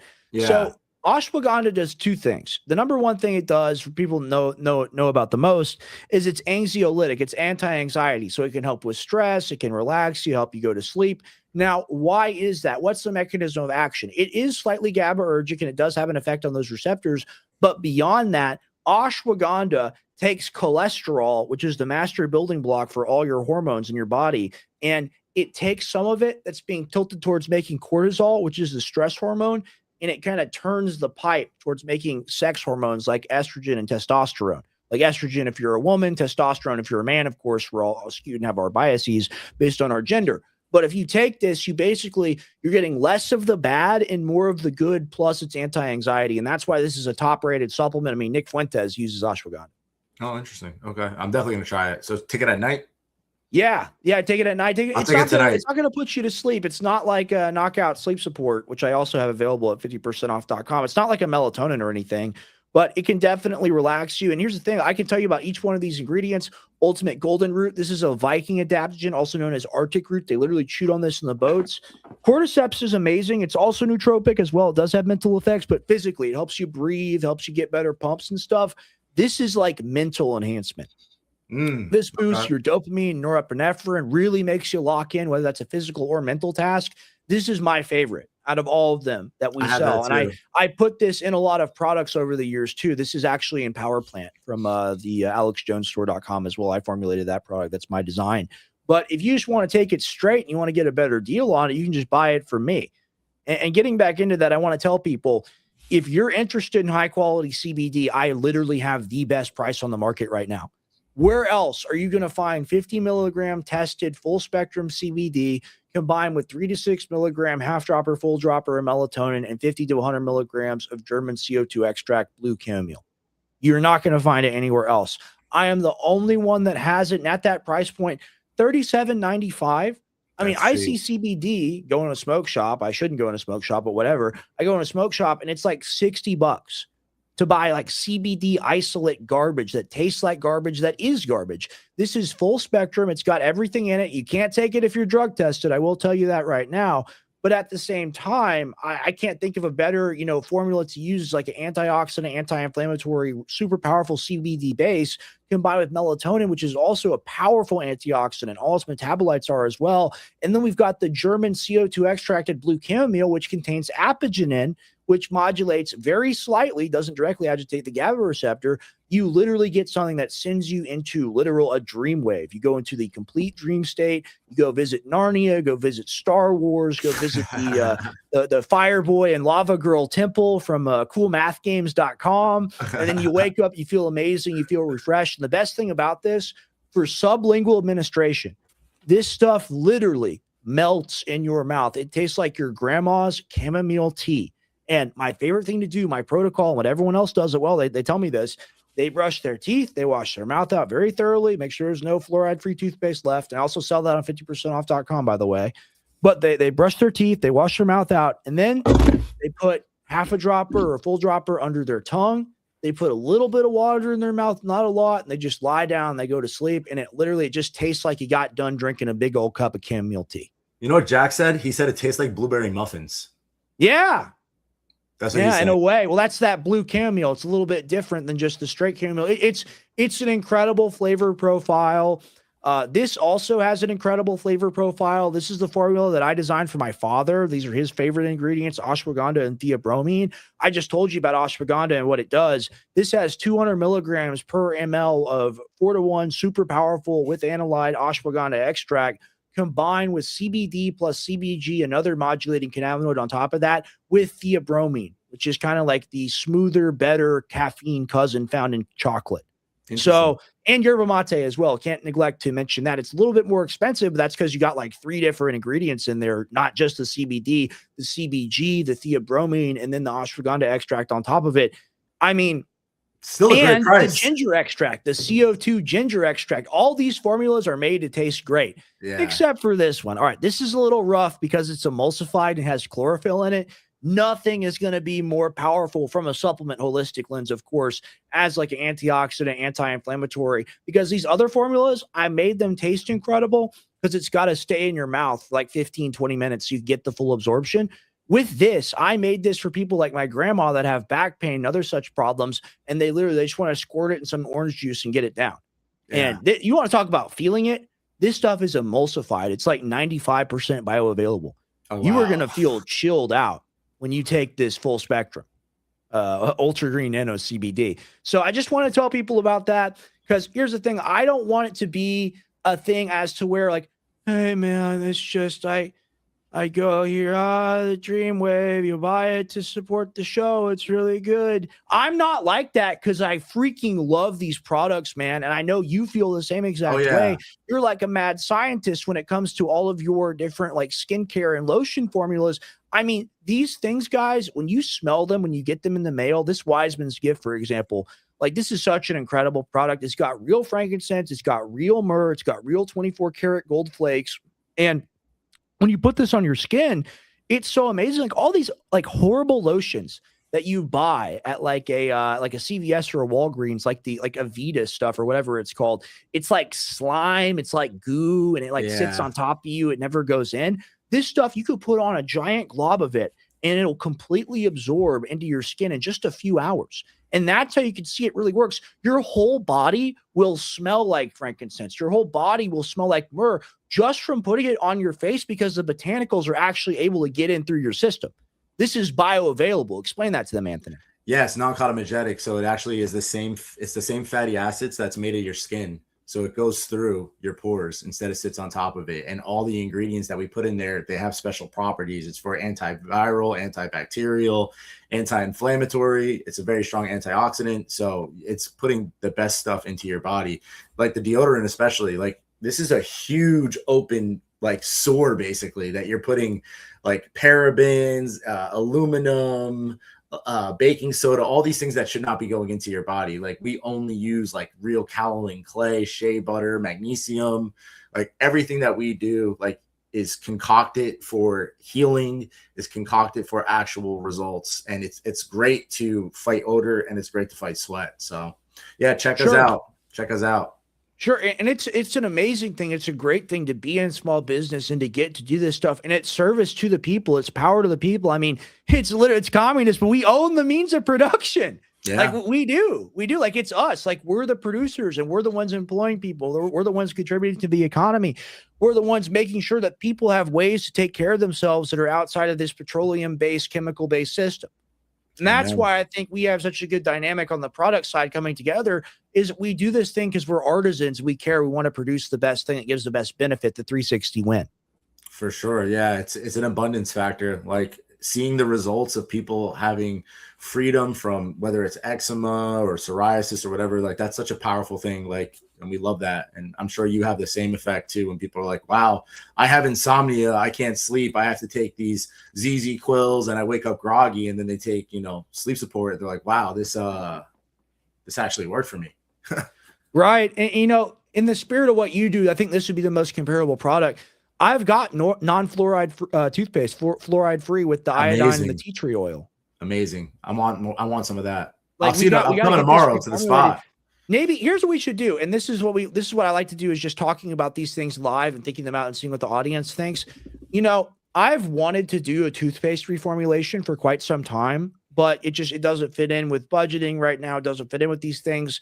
Given that we get integrated with fulfillment this week and things start going good after the next couple of months, we're actually able to like become profitable like a lot more and are able to invest in developing new products and creating things for people. We should come out with a ungovernable project / like Rex or whatever we're going to call it, Rex's Naturals or whatever. We should come out with a toothpaste, man. We should just make the same formula. Yeah, let's do it. It's super easy, super simple, and it works. And I've got all this stuff for you guys on 50percentoff.com. Got all these different categories, all these different things for you guys to consider. Last thing I'll say right now, I've got Brain Force Plus, and when this is gone, when I reformulate it, it's going to be different. It won't have some of the same ingredients because I want to make it better. But if you're interested, if you want the final stock that remains, you can go to 50percentoff.com and you can get Brain Force Plus right now, just like you can get Knockout Sleep Support and the original toothpaste. All these amazing items that you may have seen before, please get them from me. And here's the thing. If you're supporting Dr. Jones Naturals right now, like the website, and you think you're giving money to my granddad, you're not giving money to my granddad. And there's a nice guy that bought it. He's a good dude. He's genuine. He's not like a globalist or anything like that. He's an oil guy. But somebody else bought Dr. Jones Naturals, and I was the guy doing Dr. Jones Naturals fulfillment. And they're like, well, we're going to work with you. It's all going to be fine. But then they find out they can send a package out for like $1 or $2 cheaper. And, within a few months, they move away from me. So I've really been struggling having to be like, okay, well, I really wanted to, be a part of supporting independent business. And, this big independent business, they got bought out and they left me. And And I'm kind of just sitting here with my own stuff and trying to integrate you and Jake Shields and Owen and a lot of other people into the platform. We need viewer and listener support. It would mean everything to me if you chose to get your toothpaste from 50percentoff.com. It would mean everything to me if you chose to get your supplements from knockoutsleepsupport.com. It would mean everything to me if you chose to get your deodorant needs and your skincare needs from theungovernableproject.com and your cooking needs as well, because we all strengthen each other. It's all a part of a shared system. It's a 360 win. It's like Full Metal Alchemist Brotherhood. It's the law of equivalent exchange. Amen. Something is given. All right. We're giving back. Like, that's the rule. That's the golden rule. Treat others as you'd like to be treated. And that's what we do. Like, we're all like, the monkey is in the banana patch. Okay. Like, the lunatics are running the asylum. Like, we're using all the product. We're using it every day. Yeah. We're cooking with it. We're putting it on ourselves. We're taking the Shroom Force capsules, taking the knockout. Like, we have drank the Kool-Aid, guys, and it's good. Like, it's high quality product. And they want to tell you that what we do is crazy. They want to tell you that what we do is like, oh, well, they're making money. They shouldn't be allowed to do that. Every dime that we make gets put into making American lives better. Do you understand that? Totally. Like seriously, like either on our side, paying our people, taking care of our people, or taking care of you, because what we sell is the absolute best. Amen. And yeah, we do this show because we want to help people in other ways too, by bringing you the best information, breaking news, and yes, giving glory to God. So we appreciate it. No, I know, absolutely. But we literally the Lord helps those that help themselves to a certain extent. And we got to tell people, like, we're existing outside of this system. If you want this life raft to exist, like, you got to help us build it. Amen. That's what it comes down to. And the reason why I'm doing such an impassioned plug, our conversation was great today and it was amazing, but we have to plug so that we're able to do the show, period. Like, I'm sitting here right now and I'm like, if my Shopify money doesn't come in today, I haven't checked my bank account yet. If it doesn't come in today, I can't pay my warehouse rent. So I've got to call up there and I've got to be like, hey, I kind of need another week or two. And that's the first time this has happened for me yet. And like, I am fighting, I am clawing, I am scratching. We're getting Anthony integrated. Owen's pre-workout is selling great. Jake Shields wants to plug Knockout. All sorts of amazing things are happening. Maverick Approach, guys, you name it. Right? We got all this cool stuff happening, amazing. But it's just like Trump. It's just like everything else. It's always darkest before the dawn. And especially so for me and us right now in the business sector, because we got to deal with Trump. You know, Andrew Wilson, you know why I call you out so much? It's because you laugh about money. Like when I offer you 1,000 and that 1,000 is my blood money. That's my blood, sweat, and tears that I've made to make that 1,000. When I offer you that money to come debate me and you laugh at it, you say, I don't even get out of bed for 1,000. Yeah. Well, then what business do you have speaking about politics, boy? Like, seriously, we're out here in the real world, in the environment, having to suffer under the yoke of these things. I'm spending like $9,000 a month. Okay. That used to be like 6.5. Jeez. Pre-Trump. So don't tell me what I don't know. You're actually the ignorant one sitting in your privilege. And everyone out there that's like that, the reason why we do our things, they'll even call us grifters, not saying he called us grifters or anything like that, but people just in general call us grifters. It is the most honest thing in the world to do, to create inventory that you literally, it's an investment. Like, you're investing when you make that, when you spend tens of thousands of dollars, thousands of dollars to make the inventory, you're going, okay, this is a good enough product that's going to help enough people that they're going to want to buy it. And you're making that bet on yourself. You're not making that bet on a white labeling company. You're not making that bet on somebody else's product, somebody else's affiliate code. You're making that bet on yourself. And that's everything that they hate, because they don't have the balls to do it. They don't have the balls to do the same thing. They just want to be a voice lord. They just want to get paid. They just want to be an empty suit. We're full. We're chock full over here. I'm like 10 people. Like that's what we got going on. Like we got forces behind us. We got employees behind us. We got coworkers behind us. That's what we got. We're a family over here. We're not just a mountain, a monolith. We're isolated because things are good for us. No, we're taking care of the people. That's the reality. Amen, brother. Amen. I'm totally in with it. I'm glad that we got to do this, man. Seriously, God is amazing, and God is amazing. Gonna get better. It's only going to get better. Really, really had a great time on the show. I know tomorrow you're with Tim. Yeah. Tuesday. Well, we'll see, because he's in Miami, so maybe not. But he may do virtual, but we'll do another thing. So what we're going to do is I got to get ready to do my Flintonian monologues. I want to do like the first hour solo, but Anthony, you're going to be with me 3 to 4 days a week. So really appreciate you. Of course. And we have Aguilar Wednesday. Ooh, yeah. Give the announcement and then we'll cut the live. Anthony Aguilar will be on the show Wednesday. He is a Green Beret that was sent to Gaza to go and guard the aid stations, and what he saw is absolutely horrific. And I'll let him tell his story, but it's gonna be a sad episode for sure. But a real man who's been on the ground. No one can call him someone that doesn't have the experience to say what he's talking about. Oh, it's all CGI. Oh no, he was there. How about that? Yeah. Oh, it's all CGI. Oh, well, we got a guy that was there. So is he just a liar as well? So what's your source? Just like they say, this is what I was going to say to Drew. They say the Secretary of State isn't a good source. Like when Marco Rubio admits that they take us to war. And he goes, well, that's not my source. Trump is my source. And all the footage is CGI. So we're going to get a guy on here, an Anthony Aguilar, who's made quite the splash, being virtuous, being courageous, and speaking truth to power. Really looking forward to that. Thank you, Anthony Graffio. God bless, man. Have a good day, guys. Really appreciate you, Anthony. All right. Another phenomenal show in the books. Really proud of our people. Everyone we get on the show, left, right, center, you name it. But we're all just post-duopoly. We're all the same thing. We're all Americans. We're all united together in our belief in Christ and our belief in, saving the children, whether that's the elites preying on them in our own country and around the world, or, they're being bombed to death with weapons that we pay for. So that's what we stand for. That's what we are going to fight and going to continue to fight. And I just want to thank everyone that's been here. I know a lot of you guys carried over from the American Journal show. I know there are a lot of you guys that are still looking for this show. And I've really done a bad job at setting all of this up. I really needed to be more on the ball. But I'm working as hard as I can, going to these events and whatnot, talking to everyone I can, debating, interviewing anybody I can. I'm trying not to say no. I'm trying to say yes. And I think that you guys understand that. I think that you guys appreciate that. And I know that's why, like, when I talk about my business, when I talk about my work, I know that's why you guys don't get offended, because like you understand like the game and like what it is that I have to go through, what I have to do. Let's break it down. So I've got $3,500 rent. I've got payroll, which I won't disclose, but between two people, it's probably around, it's so over around $4 a month. So think about that. All right. And now think about postage costs. Think about fuel increases. Think about the cost of electricity. Think about the economic instability. Think about the lack of people's buying power and the increased inflation and the tariffs, which made all my manufacturing much more expensive. I actually couldn't order machines last year that I really needed because of the tariff increase on prices. Think about all these things. I am out here literally balls to the wall, thugging it out. Like, I am thugging it out as hard as humanly possible right now. And that's why, like, when someone comes on my stream and they yap at me and they tell me I don't know anything, or they tell me I'm an anon or whatever, I know a lot more than you. Not the audience, not the viewer listener out there, but to the detached people like the Quartering or like Andrew Wilson, where they laugh about the money and they're always bragging about how rich they are. Do you see this?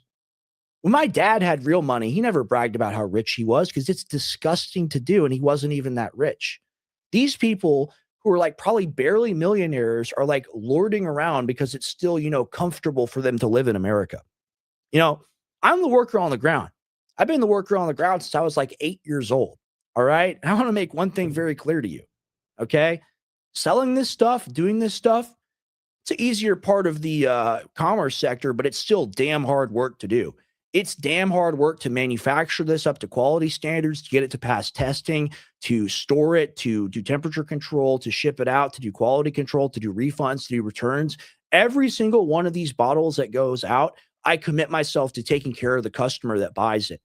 All right. And we get a lot of orders now. And I really want to thank you guys for that as well. But it's not just a thing as to where, oh, I'm a debater. I go sit on a stage and I use logical fallacy terms to act like I'm the big smart man, or I'm the streamer. I sell the coffee, and oh, I don't support the war, but I do, because I know if I come out against it, I'm going to lose my botted followers.